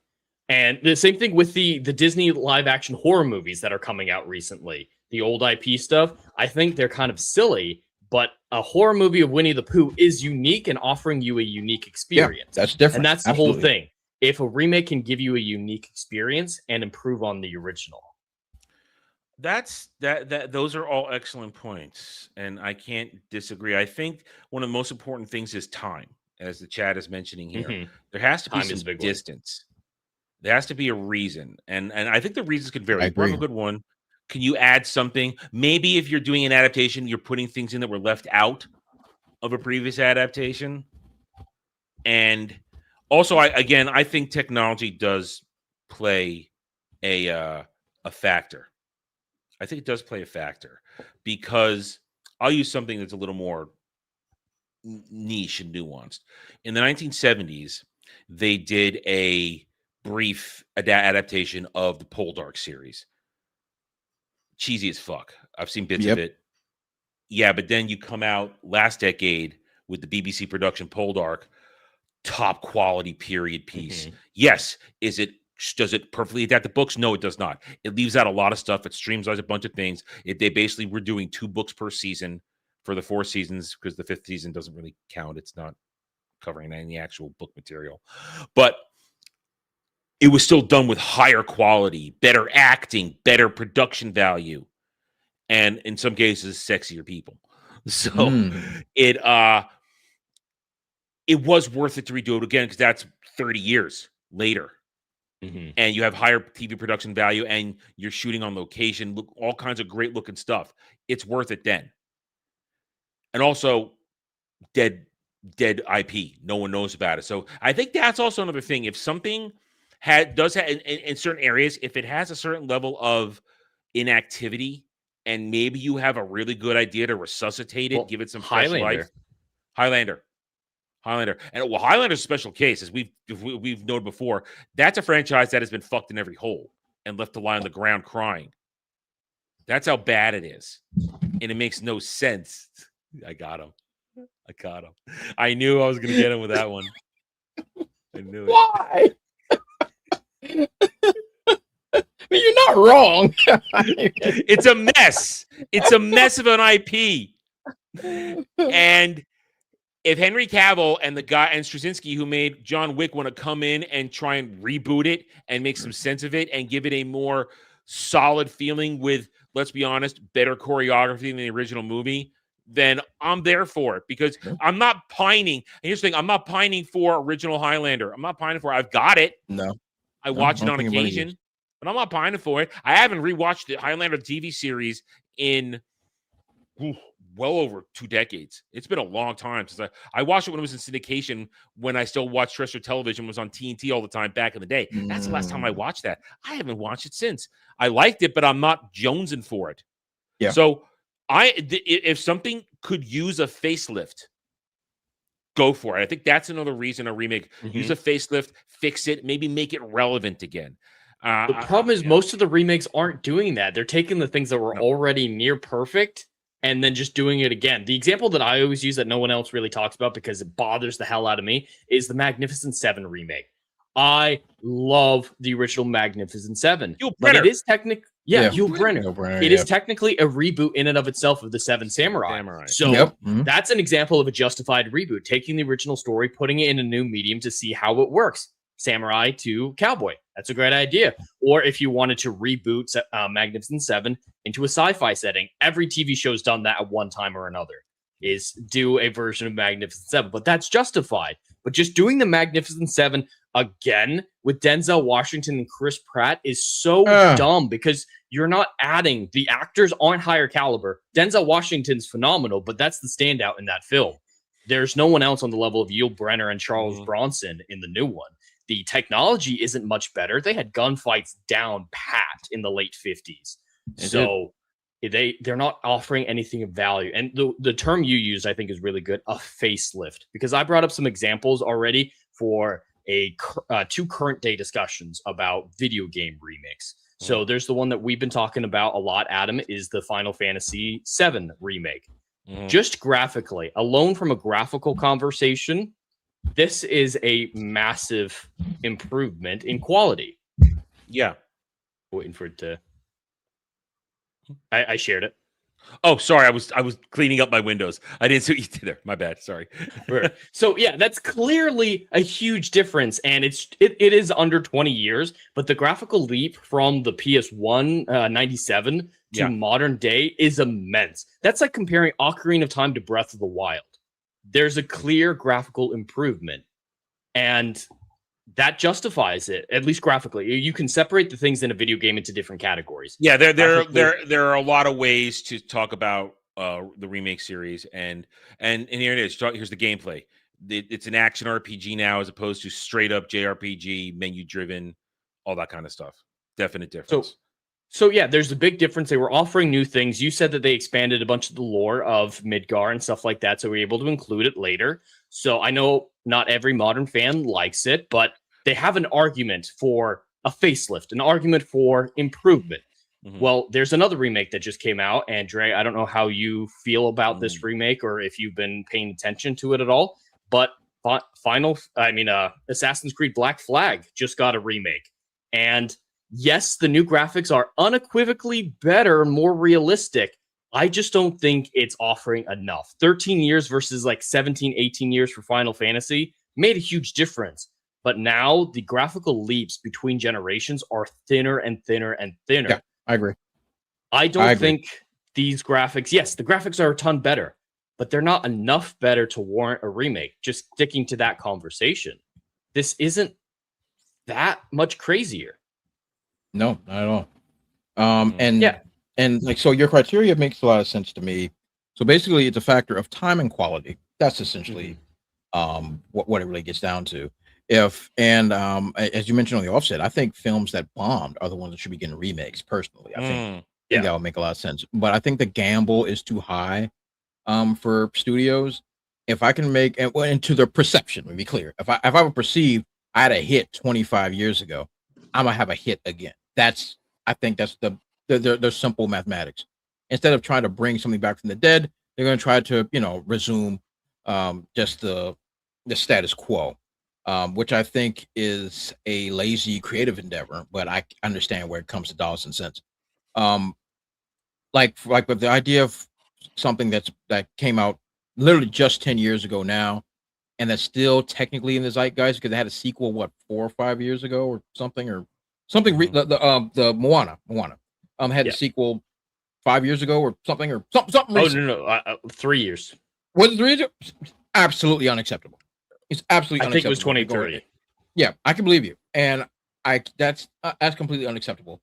To now, let's do the movie that we just made a sequel to again. Like that's, come on, like you're at the end of your rope, like big time when you're remaking animated an active franchise that is still currently in the zeitgeist. Moana 3 is in the works. The animated Moana 3 is still now that's a fair move because Moana 2 made $1 billion. Of course, you're going to greenlight. Oh, of another course, one. yeah. But having the live action in between is so ridiculous. Bizarre. It's bizarre. That's ridiculous. Now, back to this, and Jed and I, we've had this conversation repeatedly. I think we even talked about it on Friday. There's one Assassin's Creed game that would benefit a remake. One. I consider one a tech demo for what the franchise is going to be. It had a great foundation, but they refined all the gameplay things that they revolutionized in the sequels, like the Ezio trilogy. By the time they make it here, the Black Flag, so many things were improved upon that great foundation. But when you go back to one, it has virtually no story. Altair is not a character until Revelations, and the gameplay is very clunky, and I don't think is aged well. So you have an argument for graphical improvement. You have an argument for gameplay improvement. You have argument for story improvement. I think for video games, those are the three criteria to justify a remake. Now, when it comes to Black Flag, you've got the graphical improvement. Sure, not a massive one like Final Fantasy VII, but there is an improvement. Story, it's mostly the same story, and pretty much everyone agrees that the few things that they added are complete and utter garbage. Like the Lieutenant quest that I did last night is horrendous. Oh my God, that was one of the worst pieces of shit Assassin's Creed has ever put out. It was boring, predictable, and nonsense. And gameplay, most people don't like the new gameplay. So when this game is Black Flag, the original, yeah, it's fun, it's great. When it's new, it's crap. So I just don't think this one was justified. It hasn't justified its own existence like Final Fantasy. Because yeah, Final Fantasy, massive graphical improvement. Gameplay, it's different, but it's very modernized, and people enjoy that style. It appeals to your generation of gaming who don't want menu-driven combat. Right. Yeah, it is offering something different. We can argue about whether or not it's an improvement, but it is offering something different, a unique experience. And story, like you said, they had expanded this world, and they had a way to expand the story and give you more of what you liked from the original. Yeah. So some people view that as bloat. I do not. I think it's broadening the world in fun and interesting ways. But that's discussion for another time. Yeah, it's even if a remake isn't good, I think the conversation about whether or not a remake is justified and a remake is good are two different things. Because there have been remakes that are shot for shot the same thing, but aren't offering anything. How to Train Your Dragon live action. It was when they, because remember we reported originally how they were going to revamp it, redo it. That went over like a wet fart, and they clearly went back and decided to do it as a shot for shot of the original, and it went over much better. And they got the sequel which is going to be a shot for shot probably of How to Train Your Dragon 2. So it's. I have no interest in this. Black. I have the original. I think I saw my PS4 copy. Go play the original. It's still fully playable. It's still incredible. The new one's not adding anything but slightly more realistic graphics. Because is it any harder? No, it's easier. I'm playing on maximum difficulty on the new one across the board, and I'm breezing through it. Only died a handful of times. Whereas in the original, I had to make sure I was upgrading things on time. I needed to make sure my ship was up to specs, and constantly paying attention to, all right, how does my strategy need to adjust for the scenario put before me? You can just steamroll your way through the new game, zero issue. So yeah, it's not difficult. It's not a challenge. The new combat system is the same of the modern Assassin's Creed combat system. And here's the thing. Sorry, I tried to get it in there. Finish your thoughts. Sorry. Just to finish my thought, with that image that I had just pulled up, I think it's a prime example of, yes, the graphics are technically better, but the art direction isn't. The first one had an art style, a flair to it, a feel to it. I don't think realism is a acceptable alternative to an art direction. It's not an excuse for laziness. Yeah, for sure. I agree.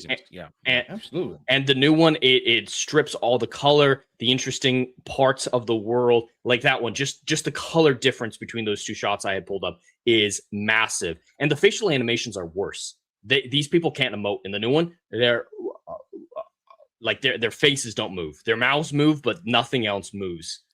So, and now in response to the difficulty, ever since Assassin's Creed 2, and we'll say the two trilogy and everything upwards, I always did a thing when you discovered it in 2, I always had a main goal I wanted to accomplish right away. Get that epic armor right away. Because every game from 2 all the way to 4, you had that epic armor that would be such a difference maker. Now once again, here's a perfect example before I continue my thought on why an AC1 remake would be perfect, because Ezio's armor is not his armor from the first game. That sexy black armor, that's not what he wore in the first game. So why not make that where that is his armor in the first game? Point is, I would always make it a thing to get those armors, and getting those armors was getting the Romulus armor in second Assassin's Creed 2. Oh man, those dungeons with those with the in Brotherhood, trolleys, yeah. Oh man, those were pain in the ass. But once you got that Romulus armor, it's a game changer. Assassin's Creed 4, I worked my ass off to get that armor that essentially has a shield to reflect bullets off you. You earned it, and it made it easy. And it was still difficult, but once you earned it and ground and got that really good gear, or got the ability to upgrade your gear to maximum, then you've earned wiping the floor with every mob in your way. But so that armor is still in 4, but the quests to get it are boring as hell. I've gone through a couple of them already, and the first one was, my brother's like my best friend, but he fell in love with Asian woman I don't like, so he's trying to kill me. And I just walk around dealing with these brothers whining at each other for half an hour. It's still better than Lieutenant Quest. The Lieutenant Quest was shit. I remember having to find map coordinates to get and do crazy shit to get map coordinates to find that armor, man. There are treasure chests or treasure maps in the game that still look a lot like the original, but getting the keys for the master armor, I can't stand the new quest with that. Well, the Lieutenant's one is dumb ass John Wick, where you have to give people pig. That's the whole quest. Wait, what? So they add in that you need a lieutenant system in the game. You recruit lieutenants to get new abilities for your ship, right? And the first one you're introduced to is a dude named Padre, who can teach you how to ram your ship into other ships. I know, a really hard thing to learn. Why do I need to learn how to point and go forward? Exactly. But so it's like, yeah, we need to get him because he can discipline the crew enough to make this move a reality. So we go find him. He's like a 70-year-old Mexican dude with the most stereotypical Mexican accent. I'm talking 1970s racist Mexican accent. Like that. And apparently he used to be the best Master of Arms pirate in history. But at some point he was converted to Catholicism, made a priest, and now he's a pacifist. And I walk up on him. He's cooking a spit roast pig for this little village that he's responsible for on this little island. There's like 10 people in the village. And he's like, I will not go with you, but could you do me a favor? Tell everyone that pig is ready. So I just walk to everyone who's like 10 feet away to say, hey, pig is ready. And it's so overwritten. That's the worst part of it. Instead of just standing there and saying, hey, everyone, the food's ready, you walk to the person. And there's one woman in particular who's like, out of nowhere, Edward just goes, my fair maiden who stands upon this hilltop. That is bloat. Down below. That is bloat. That is an example of bloat, of unnecessary shit in a quest. It's 200 words to say the food's ready. And then I had to do that 5 different times to get all the townsfolk to know the food was ready. And they don't even go get it. Just suddenly the Padre is like, thank you for telling everyone the food is ready. You've been so kind. And I still won't join you, but there are pirates nearby. Can you go check on what they're doing? And so I go check what they're doing. They've left. And apparently while I was doing that, they decided to go raid this poor village that's, starving on a remote island. And I get back. Everybody but the Padre and a couple others are dead. And he's like, I have sworn revenge now and will join your crew.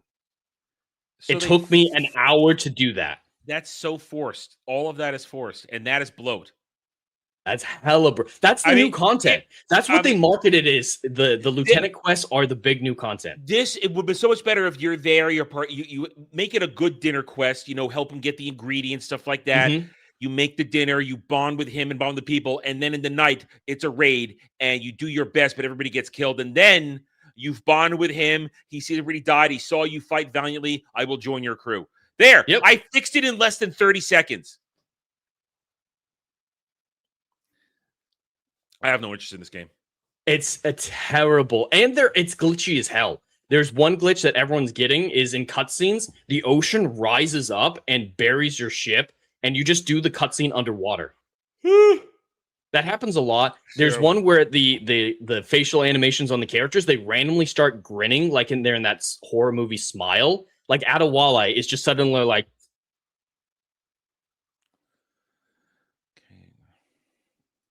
It's fucking bizarre. And I had a ship that started to fly. I don't mean like it gracefully took off. I saw you post that. It was flapping its wings, Dre. I saw a ship flapping its wings to fly away. But the thing is, there are a lot of people praising this remake because it has so much of the original in it, which is absolutely true. They see the original and they're like, this is good, so this whole game good. And it's true, but everything that's added, everything that's changed is a poor imitation. There's a couple quality of life fixes, like you can crouch whenever you want. That is huge. I love that. But you can't pick up enemy weapons anymore. You can't use your hidden blades in combat anymore. But that's part. The tailing missions are virtually ripped out of the game. My favorite technique when I was dealing with the ship that was too difficult is I'd swim to the ship, assassinate everyone, and then loot it. They took that out of the game. So what you're saying is that you're not having fun. That's just I'm not having fun. It's not worth the $60 price tag, I assume. No. 70, however much it was. 70. 70, yeah, 70. Okay. No, that's not worth Yeah, it. Wow. it And there's justified its own microtransactions too, right? There's microtransactions. There were $90 worth of DLCs to buy game one, and then a microtransaction store for skins. And you can buy skins like a giant fire demon skin. Why do I need a giant fire demon skin when I'm playing Edward Kenway? Oh, and they took all the Animus stuff out. There's no modern day story period. There's no Animus relics. There's no Animus anything. Yeah. That's the example of a remake not earned or necessary. But we must move on because the MCU. MCU. Oh, no. I'm sorry. I just had a flashback. Go on. Okay. Vietnam. Tommy in the trees. Well, Doomsday has. Can we agree? Doomsday has been silent for months. Absolutely. We've heard they're going to be silent. They're going to be silent until Spider-Man makes $1 billion. Then they're going to. Is that what you think? That's probably a good idea. They're keeping their. It's cards 5 close. months away, and we don't have a real trailer yet. Nope. No, we don't. Not at all. And as I said earlier, despite all my hate for Dune, they're still marketing this thing properly right now. The pacing is proper pacing and marketing for it. Well, the MCU has not been until yesterday or the other day. It was yesterday. Brain not working. Yesterday, we've seen this. We've all seen this thing they put out. This concept art poster of the returning heroes. Yeah. Yes. What is going on here? I don't know what's going on. I mean, let's just go around this. Let's go counterclockwise for the most egregious stuff first. Steve Rogers, he looks like I said this the other day. I'm not wearing a black shirt today. He's wearing my clothes. He is. Jeans and a They're t-shirt. calling him Shirts and Pants Man. There are already tons of memes about Shirt and Pants Man coming 2028. And I don't want to see bearded, coiffed, wavy hair Steve Rogers. I want to see clean cut Steve Rogers. I don't want to see Infinity Wars Steve Rogers. I'm not looking for that. But they can't put him in a costume, because if they put him in a Caps uniform, then Sam is a problem. Where's his shield? He should still have his own shield timeline wise. Oh, no! Don't do that to yourself. Not have it. No, because the shield that he picked up in the alternate timeline, he gave it to Sam. No. This is you're right. You're right. He's not Old Man Cap. He's not Old Man Cap. He's not even. He should have his own. I mean, this is how fucked up the time travel bullshit multiverse crap is. He's not even the proper original timeline Steve anymore. because it's a splintered one that got picked up again before he brings back the shield so that Sam could have the end game. Well, that's the original. It's still our Steve Rogers. He's just in a different universe. Yeah, but now it's still another branch off because that one doesn't get to go back and give the shield to Sam. So it is another one. That's the stupid Dragon Ball Z time travel rules. Every action splits off into another thing. I hate this. I liked Endgame for what it's worth, but fucking Dragon Ball Z time travel rules screw shit up and it confuses people. I get it because I'm an anime weeb, but most people don't. They don't understand that most of these people here are not even the original fucking versions from their original fucking movies. To be fair, Dragon Ball time travel is the easiest one to get around paradoxes. Yeah, but paradoxes are fun. True. Yeah, the idea avoiding that a the time paradox is fun. That changing the past doesn't change your current future is ridiculous. So I don't I don't Dragon like Ball that. Z time travel. Yeah, Dragon Ball Z time travel. Yeah, like I go back in time, I save Goku from the heart disease. I go back to my time, and I still got to fight that disaster future still exists. Yeah, Gohan is still dead. And plus, there's an alternate future that's even further than his. When Cell that created Cell. Yeah, exactly. So Dragon Ball time travel rules are terrible, and the Russos chose to use that, which is why everybody gets annoyed at Endgame because it's stupid. Yep. Anyway, so you have Steve Rogers, who's Shirt and Pants Man. We'll go with the meme, holding Mjolnir, repaired Mjolnir, so it shows you it's repaired one. And then what we got going on here. Is he going to Lady Thor up? I don't know. I don't think so. He's not going to summon armor. Because that's Jane's hammer. Yeah, but Jane we saw fixed that. It's the fixed one, but we saw in Endgame he can wield Mjolnir with just his regular suit on. It's not going to give any extra armor or anything. So, all right, we got Love and Thunder Thor now looking proper and this and that, looking menacing. Great. He's Infinity War Thor again. Yeah, I appreciate that they went back to this look. Yeah, they go back. They're trying to bring respect back to the character. At least give him that. But still, I love how you skip the Thunderbolts because they're so irrelevant. I'm going down. We're going. I'm moving down. I'm getting rid of the ones that actually mattered at one point. Ant-Man. His second and third movie killed his relevancy. Yeah, and that third movie has just been wiped off. It never happened. Nobody cares. He was in Endgame just to introduce their time travel mechanic. That's correct. Yeah. And no, I like his first movie. And no shade of Paul Rudd. Oh no, shade absolutely not. But Ageless I don't care Wonder. Yeah. one of the yeah. But I don't care about this. And now the Thunderbolts, aka the New Avengers, who won through the power of friendship and love in their movie. And guys, guess what?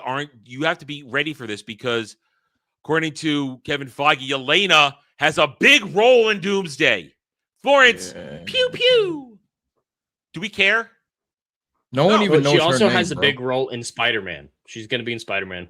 Oh, I forgot about that. Who's she supposed to? Oh, yeah, of course she's. I mean, she's still Yelena. That took a moment. Here's how disconnected I am from Spider-Man and this shit. I forgot it's the MCU for a moment. For half a second.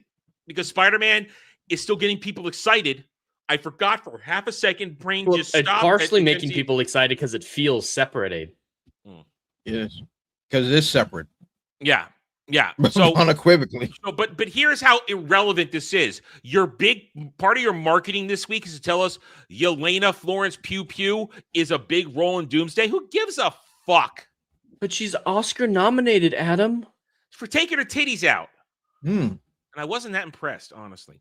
Anyway. So now we got this corner here. Relevancy and irrelevancy combined, and it's sad. This is so sad. All right, let's keep going counterclockwise. Fox X-Men. Congratulations. They're wearing their proper super suits. About time. Only took them 26 years. Except for what is going on with Rebecca Romaine's Mystique in this. Oh, Rebecca Romaine's back? Oh, that's nice. Yeah, yeah. Didn't she wear clothes in the comics? Wasn't the naked thing just a movie well, thing? naturally she wears her white dress all the time. Yeah. No, making her naked was a Fox X-Men thing. That was a weird. They just wanted Rebecca Romaine essentially naked on camera, which it was a good choice. Yeah. Good choice. It was excellent. Yeah. But they've got her looking really weird. They're trying to combine her now with what's her name's Mystique. Jennifer Lawrence. Thank you. I forgot her name. They're trying to meld them together that she really is the older version. And they changed her looks. Now she's still got the weird spots on there. They're not raised anymore, but now she got spots. It's crazy. Somehow Gambit is here. Somehow. I guess he escapes. It's going to be a different Gambit, probably. Yeah, but somehow Gambit is there. Alan Cumming. Remember when Alan Cumming talked about bringing back? Oh shit! I just forgot his name. Nightcrawler. Nightcrawler. Thank you. I'm my brain is shutting down. I'm watching this and my brain is shutting down. Nightcrawler. Remember when he talked about his Nightcrawler coming back? He filmed his scenes with people in masks. Yeah. He has no idea what the scenes are about. He has no idea who he did anything with. That's how big his role is in this. So that's a glorified cameo. Yeah, exactly. Now Cyclops finally looks like Cyclops. He's going to be playing a role in this. Is it Kelsey Grammer Beast? In this one? I believe so. I believe it's going to be Kelsey Grammer's Beast, yes. Okay. That's going to be CGI to hell. Oh, absolutely. Kelsey Grammer ain't doing no action scenes. Oh, no. And then we got our two Sirs, Sir Patrick and Sir Ian, coming back as... According to the rumors, a lot of these aren't going to be in the movie very much. No, people are going to die in this movie. A lot of people on this poster right here are going to die early on. And it's going to be a collection because, as we talked about per the leaks, if they're true, it's essentially X-Men versus Avengers for the first part of this movie. Yeah. Well, see, now we gotta be disrespectful. Now it's just me. Does this poster look like AI? I don't know. I'm not. My eye is not trained enough to know that. I'm gonna just say yes because it usually always is. And not to mention, Smile actually took the time to draw this and use this as legitimate promotional material and not fan made. This better be AI made. But you got Sir Ian, who has said, "I love Sir Ian McKellen." I'm actually rewatching Lord of the Rings trilogy right now in my downtime because I need something to watch, and I own it, so I do it. But he's saying some wild, stupid shit connected to his performance in this. I'm not going to bring it up. Let's just say it's ideologically motivated, and he's really very much so. It's not cool. I don't want to hear this from him. I don't want to hear this from him. Sir Patrick, some are saying this is his final movie role ever. He might be retiring after this, which good because Sir Patrick is a very old 88 or 84 or something like that. However old he's a very old 84. He's doesn't have that fire or energy. If you watch Picard season 3, you understand he got through it, but barely. Point is, let it go. Let it go. They should, you know what? They should have gone with Fassbender for Magneto, and they should have gone with what's his name? I just forgot his name too. James McAvoy. They should have gone with Fassbender and McAvoy. I think they were perfectly fine replacements for Sir Patrick and Sir Ian. I think they were perfectly fine.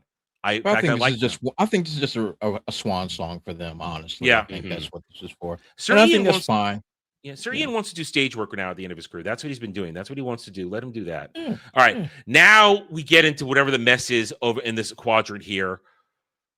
Fantastic Four. Why is Pedro wearing this white jacket? Why are they all wearing jackets? I don't know what's going on. Wakanda forever. What are we doing? Shang-Chi. Jesus Christ. I keep forgetting he exists. Everyone does.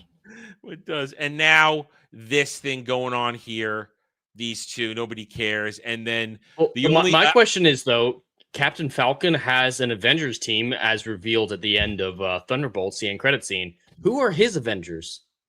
You and not me. The Fantastic Four. Shang-Chi. It's not the X-Men. It might be Shang-Chi and Shuri, maybe Captain Marvel, even though she's not in it, obviously. But and Shuri, I guess. I don't know. It doesn't sound like he has much of a team. And the funny thing is, though, now I saw a comment about this. The only person wearing a mask, because Cyclops' visor doesn't count as a mask. It's a necessary part of his uniform and tool. Only person wearing a mask is Doom. None of your heroes are wearing masks where it would be appropriate. Helmet don't count as a mask. Helmet, goggles, visor don't count as a mask. And then, so for some reason, it's fake Loki at the center. Remember? Oh, I missed that. I never saw him. I didn't even see him there. Fake Loki. holding it all together because he's holding a gun. They're because he's Idrisil. His multiverse Idrisil. Fuck off. It's not even real Loki. It's Loki that skipped out in Endgame. That didn't learn any lessons, but watched the whole movie and then changed his heart. That so much. For supposedly a film where you don't need to do much research for it, this is a lot of stuff to cram in there. You need to watch all the X-Men movies. You need to watch all the Raimi Spider-Man all movies. All of them. Watch all the different variants. Everything Marvel's produced since 1999 is homework for this film. It might reset it so that after Secret Wars, you don't need any more homework. But for this film, it's gotten too far. And this is why it will be a $1 billion flop. This thing will make potential. It's potential. The budget's higher than Endgame at this point. Yeah, this budget's over $700 million at this point. It needs like $2 billion to break even, and I'm being a little generous. It cannot be at $700 million. It can't. It is. It is. Oh my god! That's the production, because there is no marketing budget because they haven't marketed anything yet. Maybe they can't market Not yet. Maybe they're out of money, Adam. Maybe they're out of money. All right. What's this? I just want to compare this to the other concept arts. So this is the concept art we get from the other Avengers movies before release, just for comparison. Yeah. I mean, this one would have blown people away in 2011. Age of Ultron, up until recently, was like low on people's list of MCU I always movies. liked it. Yeah. I always liked it. And even Infinity War, I always liked this poster for Infinity War in the lead up to it, but damn. It's a good movie. It's a good movie. These two are trash. Yep. And I liked Endgame, but this one's trash too. That's terrible. Yeah, there's nothing to that Endgame one. There's nothing there. Nothing. Yeah, these two look fake. These ones look like there was some professional money put into these. Yeah. So there's your marketing budget. I do want to say real quick, they actually spoiled what Steve Rogers' costume in Secret Wars is going to look like. Did you guys know about that? No. Yeah, we already know what he's going to look like in Secret Wars. How'd I know? After the whole medieval stuff, man. That's undershirt man. That's undershirt man. Jeez. He's getting more and more casual. Listen, he's gonna come out with a pair of drawers on and call it. I think Doomsday is in so much trouble. It's in so much trouble. Costs too much. That's new, and the story doesn't make sense. We read over the leaks a little while ago. We're not going to go over it here. We don't have time or desire at this point. But no, it sounds like the Russo brothers are just reduxing Infinity War with this thing. It's just an Infinity War redux. Well, that's all they know how to do. They're re-releasing it to add more stuff into Endgame, so we have to go watch it again to understand. They're making a special edition to retcon things, I guess. Right? Yeah. Just show me the last 5 minutes. I'm not going back to watch your 3-hour film. Just show me the last 5 minutes that you retcon, and then let's move on with our day. Ain't nobody about to sit there for 3 hours and do that. I'll be honest. I can't sit through most of the MCU anymore. I have, with the exception of the Ant-Man movies and Incredible Hulk, and I have them, and of course, Captain Marvel. I've got them all here, all of them. I can't fathom sitting through them anymore right now. I just can't. I'm able to disassociate to an extent, but I have no desire to watch these movies anymore. None. I have legitimate superhero fatigue, so I don't want to watch anything superhero related, period. Old good stuff unconnected to this. Invincible. I have people begging me to watch Invincible, and I was like, I couldn't care less about superheroes right now. So Doomsday, this is bad, and honestly, it will look pretty with its $1 billion gross, but it's not going to make money. And even though it pains me to say this, Dune will probably make more profit than Doomsday. Dune will technically win that matchup because it will make actual profit when Doomsday doesn't. And that hurts me to say because I'm indifferent to Doomsday. Whereas when it comes to Dune, I have Will Osprey. I'm indifferent to Dune, but I'm indifferent to Doomsday, but Dune I have actual rage for. And so, but I could be objective and say, yeah, it's not going to do well. Anyway, so yeah, Dune only has a $200 million budget reportedly, so it's going to break even. Absolutely. Oh yeah. I mean, it's a $250 million budget for Dune. If its marketing is 150, like I believe it is, as we've been talking about, as we're going to talk about. I'm sorry, different movie. You're missing. I'm already moving into Odyssey because my brain's already moving forward. No. The transition is happening. Yeah, this is happening. I'm trying to buy time for Dre to get back. I don't know. So Dune's $200 million budget. They're marketing heavily. Its break even is probably somewhere around. I would say $450-500 million is my guess for Dune. That's where its break even is going to be, and it'll make money. It'll pain me, but it'll make money. Very painful. Yeah. Anyway, while we're waiting for Dre to get back, thank you everybody for being here. We hope you guys have a good time today. Remember, hit those like buttons, subscribe, and just a reminder, I'll talk about it now. Since again, I'm killing time to give Dre a chance to get back, and I'm leaving DMs open in case something went wrong and he's not coming back. There is no way in hell I'm going to watch House of the Dragon season 3 anymore unless you guys make me. So it will require essentially chat, maybe watch us reviews tip $35 or more if you really want to double down on it and put more into it. I am not going to watch. There will be no House of the Dragon season 3 episode 4 review tomorrow. I'm not even going to watch it because I don't fucking care because I hate this show. It's boring as sin. But if you guys want it, I gave you 3 episodes. Jed was fair. I gave him 3 episodes. No, out of the goodness of my black little nerd heart. But going forward, I'm implementing chat, maybe watch us reviews for this. Chat, maybe watch us reviews. $35.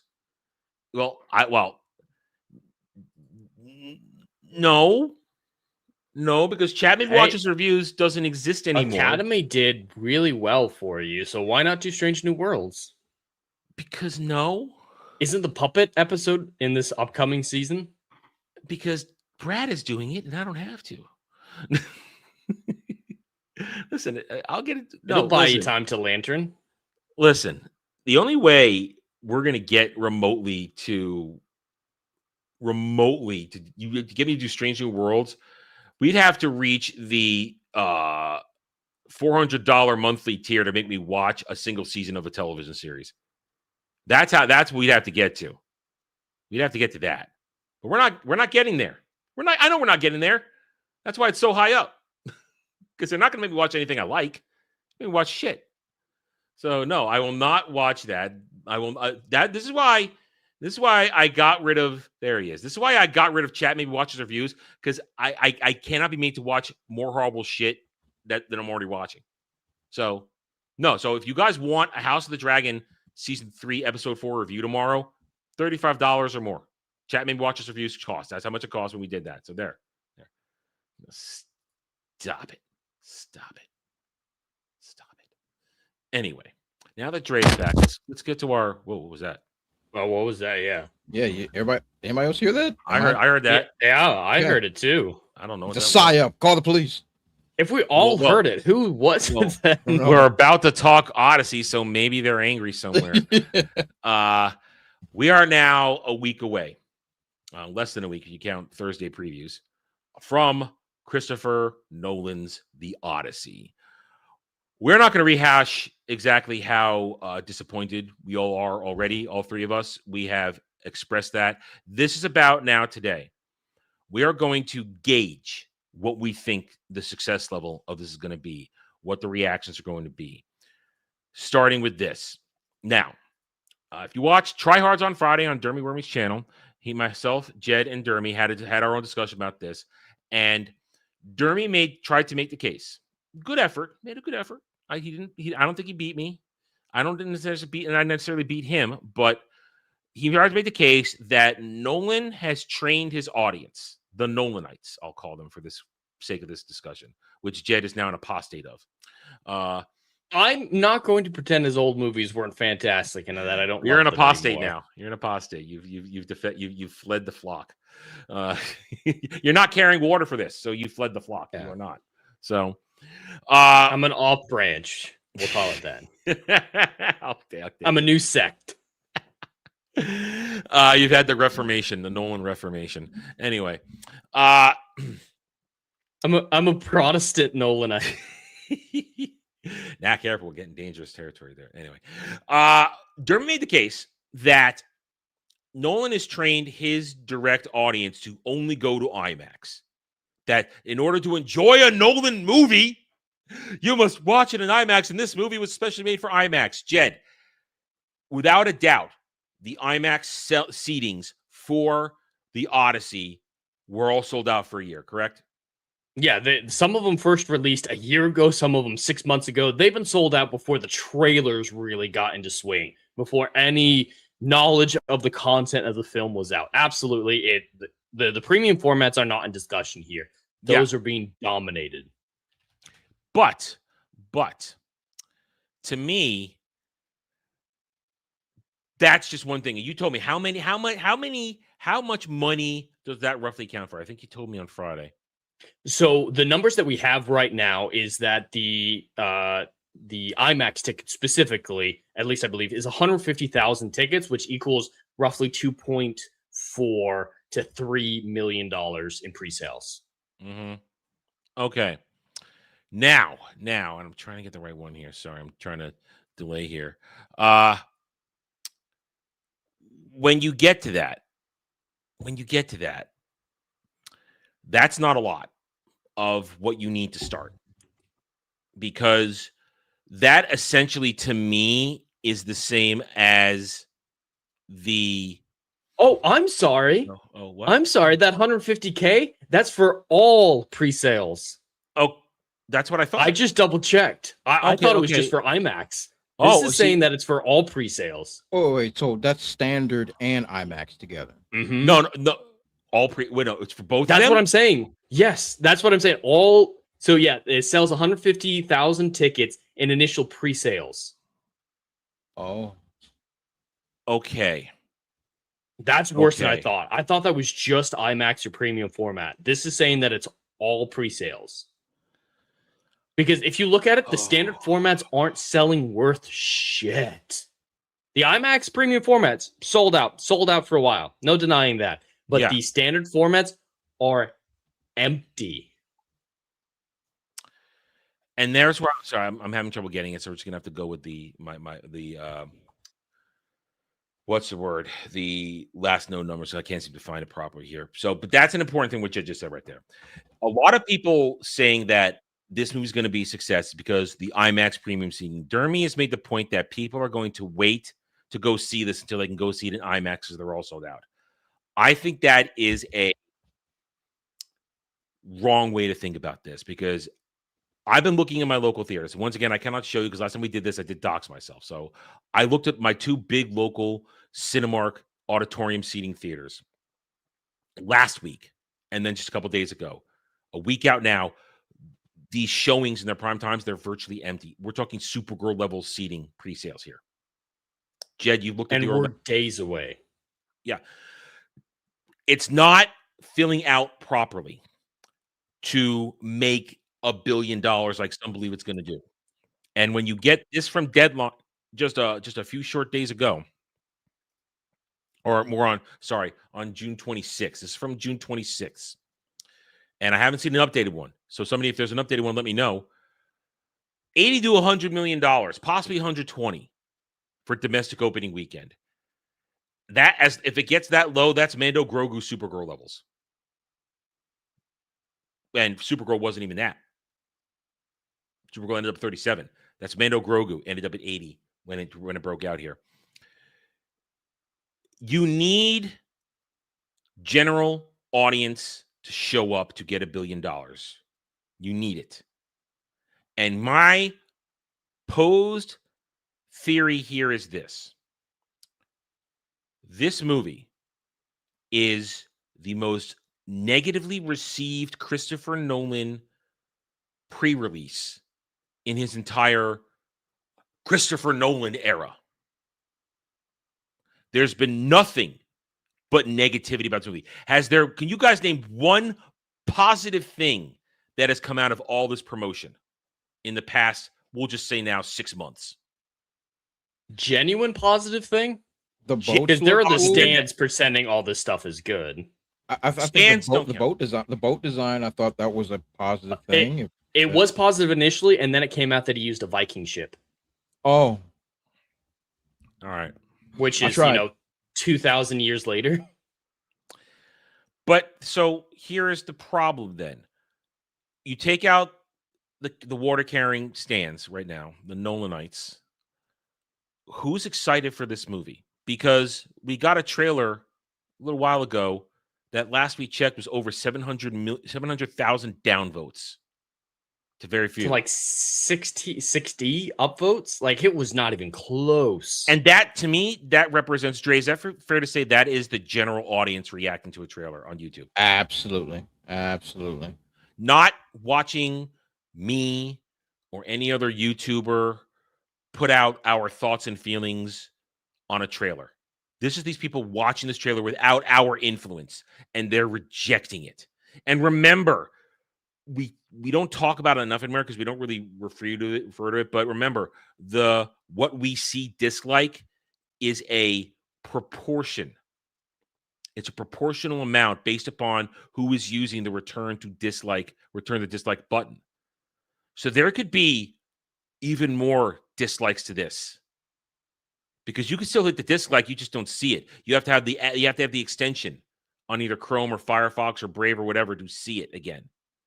So this movie, the last trailer, showed me something that when you take everything to account, now let's go down the list. And Jed, you let me know if I've missed anything here. When you go down the list of having people like Lupita Nyong'o trying to tell us that Homer is a sexist.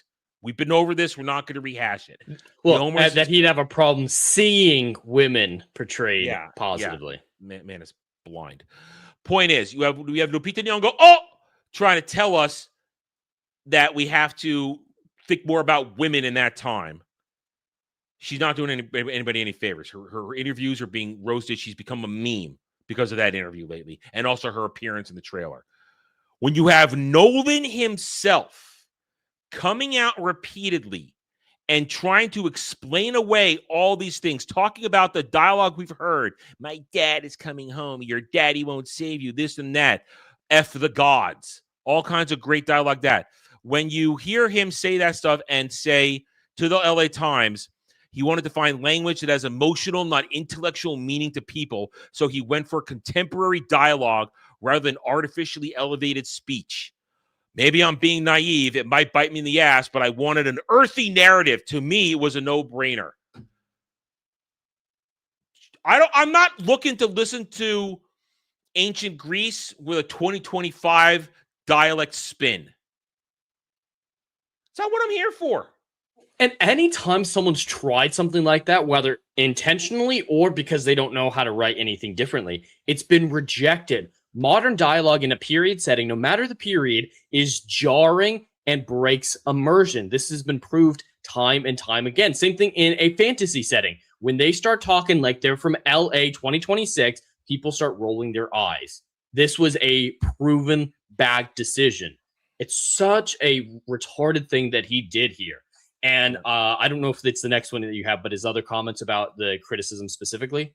My next one is there's a lot of elevating it because there's old. Odyssey director Christopher Nolan set out to do away with cultural prejudice around how we view the ancient world. Why? Yeah, he's under the impression that people think it's smart just because it's old. But trying to modernize this stuff while keeping it in an ancient setting defeats the whole purpose.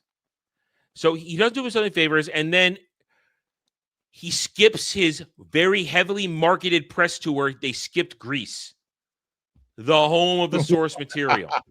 And he filmed in Greece for 2 weeks. One of those scenes he filmed there was in a Greek holy site. That bothers me. That bothers me a lot. But he also responded to the criticism specifically. He said, all criticism before the film comes out that's negative is irrelevant to me. He used the word irrelevant, and he mentioned, I'm no stranger to negative criticism because I did Batman for 10 years. All right, Dre, I'm going to throw this one to you with that statement there. Oh, Heavenly Father. Listen, Nolan's Batmans are accepted despite the fact that he grounded it and took a lot of the comic mythology and comicness out of it. That's the reason I don't generally enjoy them, because if I'm watching Batman, I want to see Batman do comic shit, not be grounded. Absolutely. But I can still objectively say that the first two movies are very well made movies. Absolutely, yes. The third one is trash. The third one is trash. Here's the thing is, I have a love-hate relationship with the third film. Do I think it's immensely inferior to the other two? Absolutely. It's a walking meme at this point. It is. But there's some cool themes that I enjoy, and a couple of cool fight sequences that I really enjoy, and I think the dialogue works very well for what the film was. But yes, it is immensely inferior to the other two films. Absolutely. But to try and hide behind the Batman defense, that's a different thing. It's a different scenario. You were given permission to adapt Batman slightly differently and more grounded level. You don't need permission to adapt the Odyssey. That is correct. It's public domain. You can do whatever you want with it. Absolutely. But when you choose, so it's apples and oranges. It's apples and oranges essentially. Yeah. So, yeah. And when he chooses to use the feminist adaptation book as the grounds for his thing, Dre, you've lost all credibility. Yeah, you can't really. Yeah, you can't compare these two because it's an opposite situation. You were given the right to make a grounded Batman trilogy. Yeah, you are now using Greek mythology and bringing it to life. It's two completely different ordeals. If it was, say, the Homer Foundation existed or whatever, and they said, "Hey, look, we're going to give you the right to adapt the Odyssey, but do it in your own image." That's different. But you have to adapt this from its source material in its proper form. So hiding behind the idea that, I took criticism because I did Batman, or whatever the case may be, it's not a valid discussion. It's not even a valid argument because we're in two completely different situations. I agree. This is very unique for him because he virtually never talks about the reception to his films or the lead up in marketing. All of them. Even Tenet, he never really talks about what people thought of it. He just makes the movie, pushes it out there, and lets it go. During marketing, he doesn't talk about this stuff like this. The fact that he's bringing up or responding to the criticism, that it's not been blacklisted from the list of questions given to him, is a sign that I think he realizes something is wrong. And this isn't the first example of him, or the only example of him using other things as a shield from criticism. We also have this. He's trying to use Alien and Jaws. He's trying to say that he built the monsters, the criticism to the monsters. Oh, it's fine because I did it in the image of Alien and Jaws. We have to give the audience a reason to believe in these things. You want to build an emotional relationship with the phenomena that you're dealing with. That sounds like gobbledygook to me. Word salad. Many people? Yeah, it's word salad. It's bizarre. There's no meaning there. There's not meaning to a lot of things he said. And when he was asked why he had to film it in IMAX, because it's fucking stupid to film it all in IMAX, he said something like the question was, hey, when you're filming in IMAX, you have to film for all the different formats, which means the subject has to be in center frame so it fits in all the formats. How do you approach that cinematography? And how do you justify the wider aspect ratio when you can't put anything important in it? He's like, well, I just put the subject in the center of frame and back up a little bit. That was his big answer. I mean, but collect all these things he's been saying and certain individuals on this marketing tour have been saying. Some handle it smart. We've said it before. Matt Damon, Anne Hathaway, Robert Pattinson, even Zendaya, they know how to work it fine. They have not had any public missteps. The rest of them, even Tom Holland, who should not be allowed to speak, not because he's saying anything crazy, he's just saying dumb things that make no sense. He's still spoiling it though. Yeah, well, that's Tom Holland. That's what Tom Holland does. He spoils shit, which is why he should be kept away from all press junkets because he can't help himself. Leave it to your wife. Let her handle that shit. But the rest of them that are not the ones we mentioned, they have been just adding to the negative John press. Leguizamo.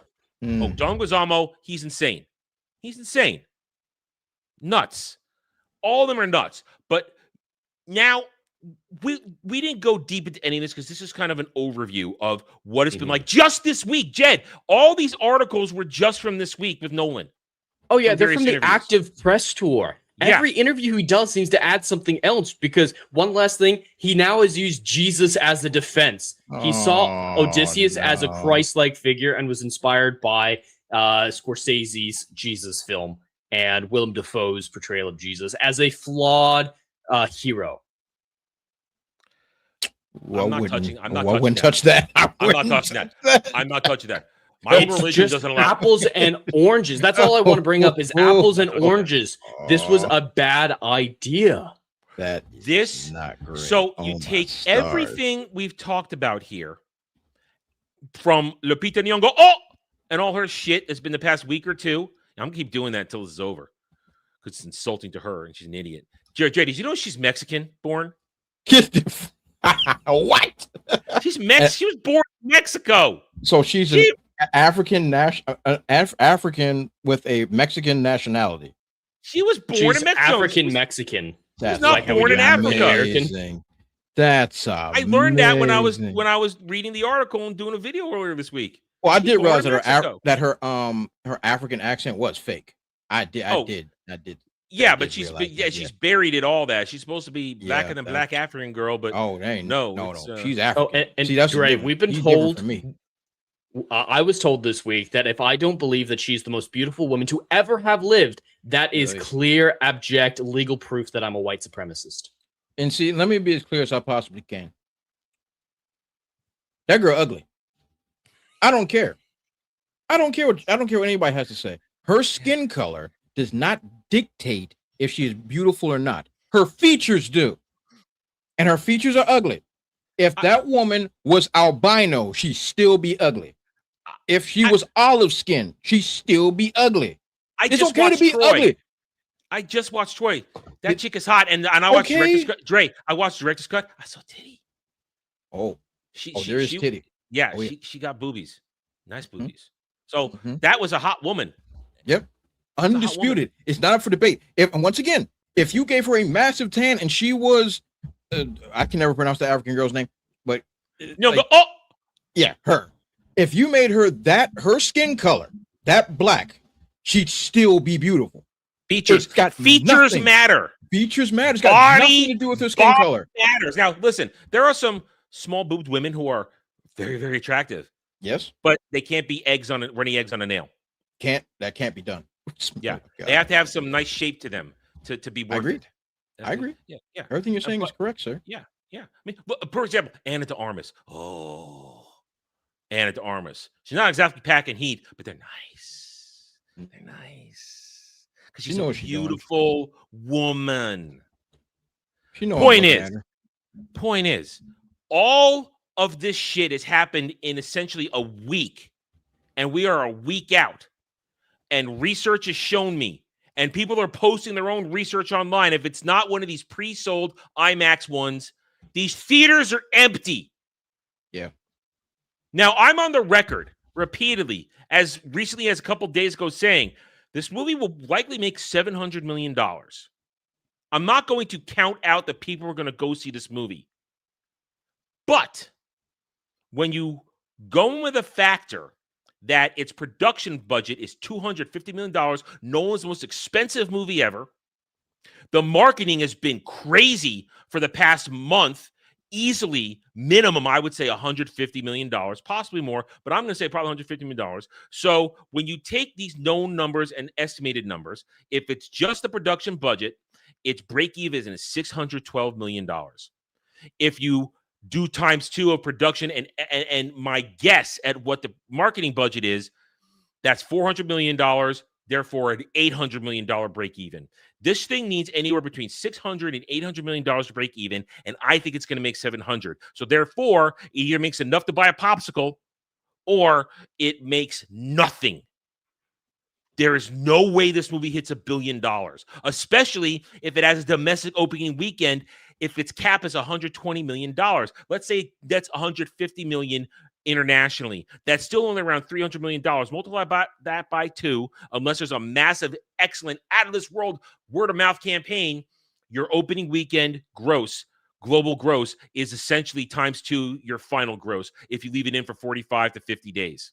That's what you get. That means we're looking at $600 to $700 million. Does this movie make $1 billion? There's no way. I don't think it makes $1 billion. I think, I think that might be asking for too much.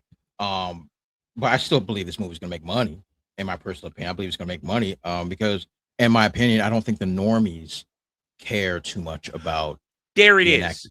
That's where I think. There it is, Dre. You bring up the point. I'm asking you this now because now we've had discussion. What is a flop? I define a flop as if you don't make net profit. If you do not make profit, you are a technical flop. Visually, you'll look nice with $700 million, but if your break even is 800, if you didn't make money. If your break even is 612, you made some money, but let's not pretend this is a massive success. Mm-hmm. In my synopsis of flop is, for me, you don't make the break even. That's me. I believe you make a flop, you don't make the break even. Let's say you made some money, whatever. Well, no, you didn't make any money, but you got close to break even. I consider it a flop. A bomb is when you're not even close. The bomb is like Supergirl. Supergirl is a cataclysmic bomb in which everyone's losing their jobs. That's a bomb for me. Yeah. But do I still, even with these numbers, do I think that this film's going to flop? I don't think so. I still think it's going to bring in enough people to come in. I would. I don't think it's necessarily going to flop because, as I said, $700 million right now, no marketing, $612 million break even. That means it'll get past it, which means it made some money. But I still don't want to call this some sort of epic success because I feel like the normies, because of everything that's been going on, have tuned out. And I don't think Dermy's theory that the Nolan audience are just going to wait to go see it until the IMAX theaters are open, have open seats. I don't think that that's a work. There's not enough of them because not the ones trained well enough for that. And there's also the thing to consider. His movies do well overseas, right? Yeah. Mm-hmm. When Spider-Man comes out, no domestic IMAX theaters are moving to Spider-Man, unfortunately, even though that would make a shitload of money. But the international ones are. Okay. So worldwide, you have 2 weeks to make IMAX money. And I don't think that's gonna do it. I think the world, because Jed is right, because I just looked at all his filmographies on the numbers this last week. Nolan's gross is heavily international. He usually is 1.5 times or sometimes double what the domestic box office is here in America. And I think international will show up. But I don't think it's going to show up in the numbers that are going to make this $1 billion. I just don't see this getting to $1 billion because what's going to happen, and here's now my theory again, what's going to happen in a week when we all see this movie, because we're all going to see this movie one way, shape, or form, this nearly 3-hour movie. Oh, yeah. Unless that word of mouth is pristine, if people start complaining about the narrative, the dialogue, start talking about how these scenes look stupid, start talking about how bad Polyphemus looks, start talking about how bad the choreography might be, how bad the dialogue is, dad, all that stuff. The word of mouth is not going to be pristine. It's going to have a lot of negativity. There's no way in hell this thing avoids at least a 50% drop off on week to week. And if the word of mouth is bad, it could be as high as 60, 65 if the word of mouth is bad. And I think the word of mouth is going to be bad. I do not think this is going to be a good movie. I think this new Christopher Nolan's reach exceeding his grasp because he had no business trying to do mythology. He is a guy who, when given the reins of an existing property like Batman, can drive it home. And I will always say, as I said this week, Rise of Dark Knight Rises was $1 billion because people showed up because of the goodwill of Dark Knight. Absolutely. And the end of a trilogy. And the end of a trilogy. You see the end of a trilogy.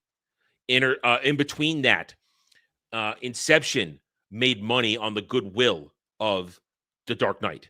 That's why it got $800 million because people are all, oh man, we all like Christopher Nolan doing this. Let's go see that. Interstellar, dip after Dark Knight.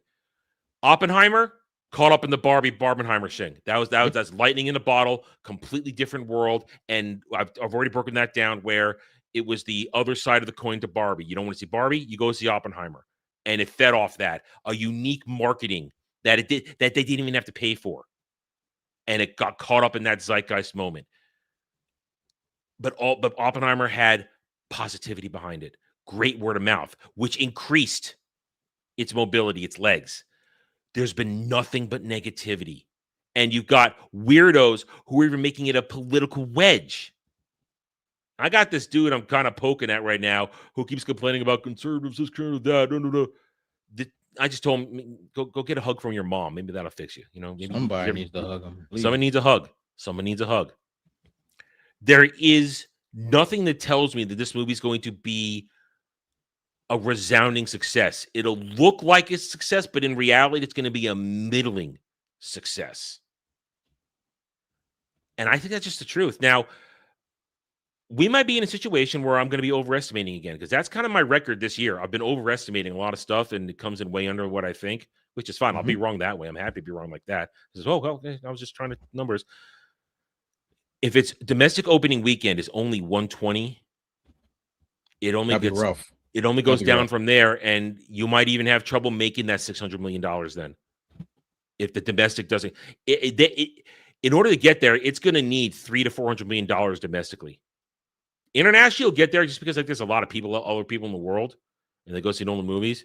But I don't know. I think there's going to be a lot of surprises on the negative side for this, and a lot of people who have been chastising those of us questioning it are going to have meltdowns. Special meltdowns are going to go hardcore. It's not going to be like Supergirl where they all turned against it immediately when they saw where the wind was blowing. They're going to fight tooth and nail. They were given scapegoats. They were given scapegoats for Supergirl. Nolan can't be a scapegoat for this. Who's going to be the scapegoat? No, there's no James Gunn hiding in the wings. Yeah. Nolan had his fingers all over. I mean, Dre, he helped write the rap song that Travis Scott's going to sing in this. No, I don't want to hear that. And it's been confirmed Travis Scott has the first lines in the film. He opens and closes the movie. That's terrible. That's terrible. What are we doing? Trey says, what are we doing? What are we doing? What the rap in? We're putting that on a shirt one day. What are we doing? What are we doing? This is insane. This is why I can't be a part of none of this craziness, man. Okay, no. Just to be fair, I will be seeing this film. Oh yeah. Oh well, we're gonna next Sunday. We are talking. That's my review. I'm not doing a straight up review. My review is our discussion next Sunday. That is my review. Yeah. Oh, I will be seeing this film. Yeah. Because I said it last year. I was gonna go see this film back when I was excited and my penis was hard. But I am still gonna go see this film. There's plenty of seats available. You'll be fine. Oh, there will be seats. And I'm going to try to see it in that IMAX because that's what it's shot, and I'm gonna do this proper, like a good Christian.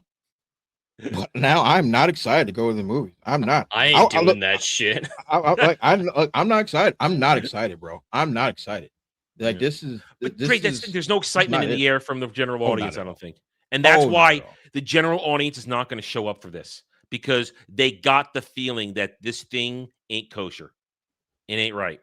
There's something wrong. There's something deeply wrong with this movie.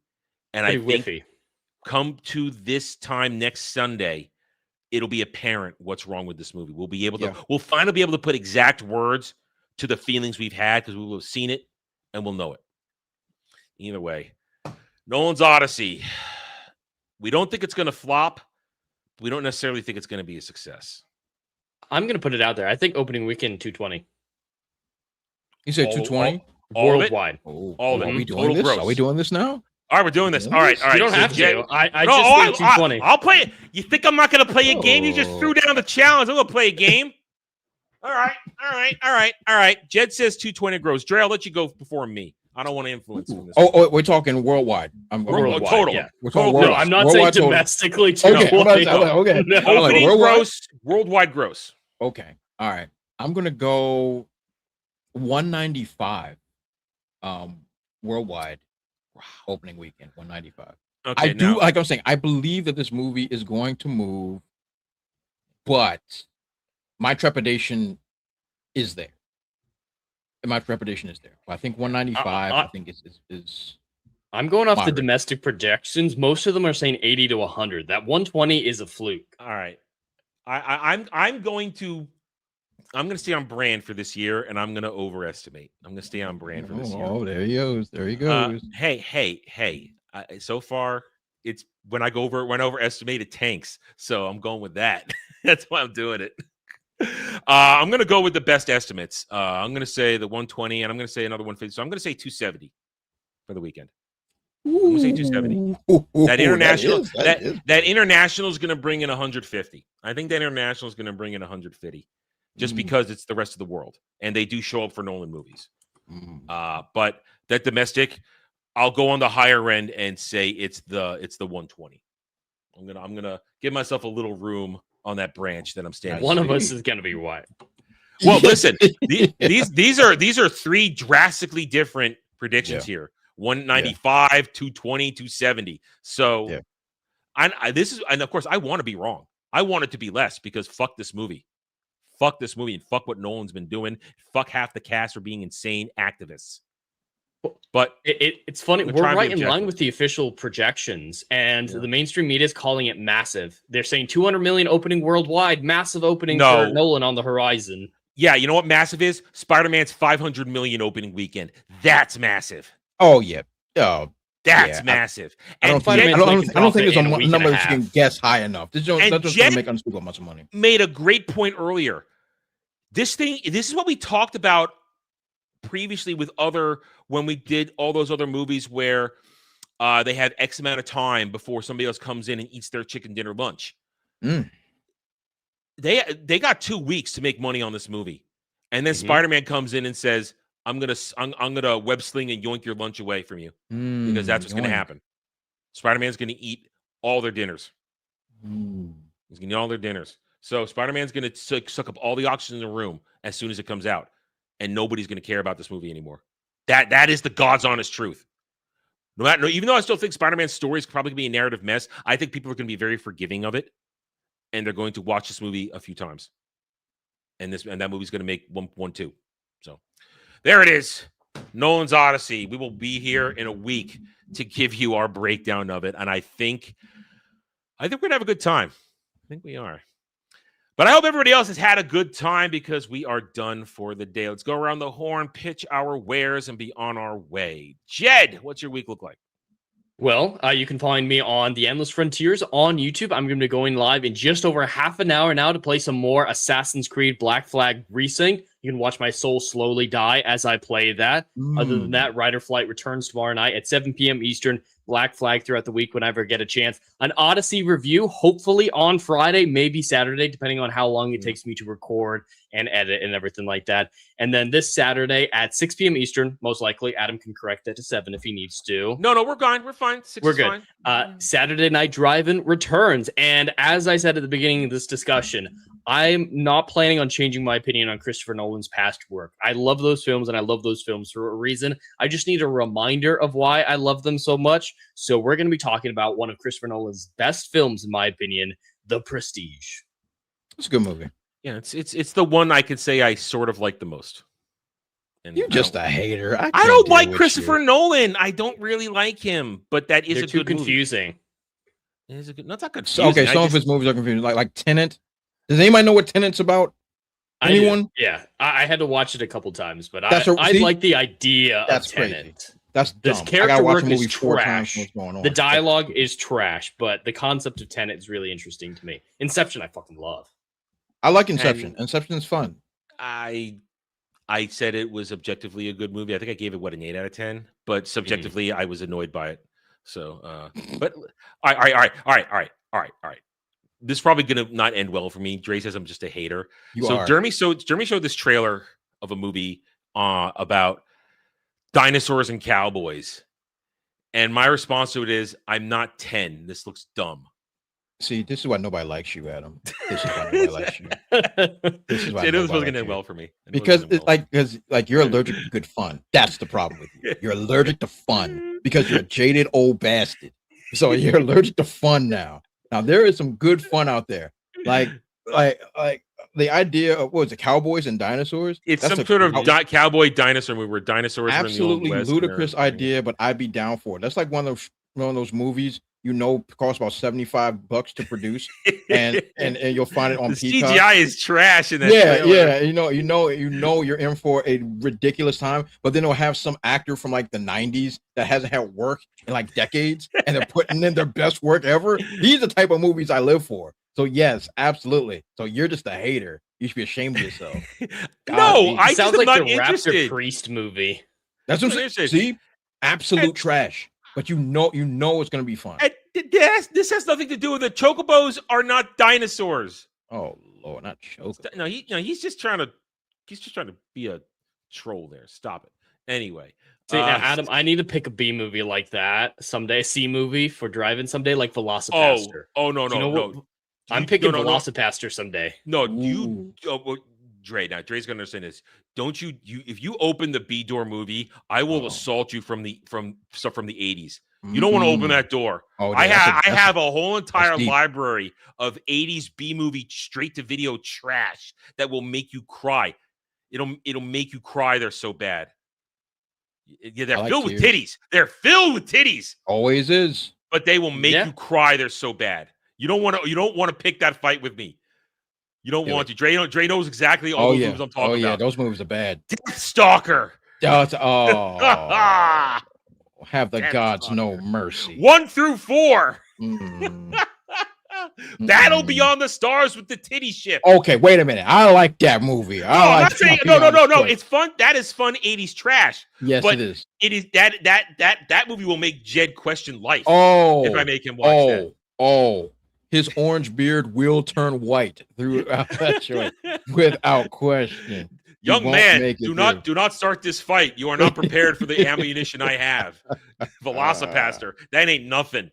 That ain't nothing what I can bring to that fight. This is knife to a gunfight. Velocipaster is pretty insane. You have no idea. You have no idea. Dolph Lundgren, I come in peace. You leave in pieces. You have no idea the battles which I can wage with movies I've seen. Then I'll just go blaxploitation, which may be the great. I mean, what are we talking about? Like how far are we going? How far are we going with this? I'm being blaxploited. That's right. That's such good stuff. God bless. God bless. All right. Yeah. I am not all bark. I am not all bark. I will go to gutter trench warfare with trash 80s and 90s B movies. Are you making a face? What happened? Oh no. What happened? What? The Tom Holland interview. Tom Holland interview. All right. Oh, remember there is another guy named Tom Holland out there. There are reports that their interview talks about modern day Middle Eastern immigration into Europe. Man, they better turn that boy off. They better shut that boy down. No. Do not tell me there's immigration themes in the Odyssey. Ooh. That's what this says. It says that he talks about how it's in my head. Very topical. Now it's in my head, and now I'm gonna be looking for it. Oh man, we're gonna have a date. Next week's show might just be the Odyssey, unless something else happens. Unless something else happens. Okay, Dre, what do you got going on this week? Man. Okay, well, I'm going to see Odyssey. Yeah, I mean that's about it. Yeah. Nothing else really report. And if I actually get to go to a Thursday showing, I will have a review. I will have a review on the channel on Friday. That feels right. Friday at 12 p.m. Eastern Standard Time. It'll be a spoiler-free review. So for those that still want to go and check it out or whatever, it'll just be my thoughts on how the film made me I wouldn't say feel, but like as far as plot, do I think the sets actually work well? Do I like just my feelings on the film itself and how it all kind of played out? But nothing that will be spoilery. So that will be on Friday at the Brutal Playing Comics YouTube channel. So definitely check that out. And then yeah, that's all I really got. That's all I got. I'm gonna want to know your opinion on John Bernthal's bald cap. Man, why is he in everything now? He's starting to annoy me. I don't know. I don't find him that interesting, to be honest. Yeah, I mean, if he's not Punisher, I really don't care.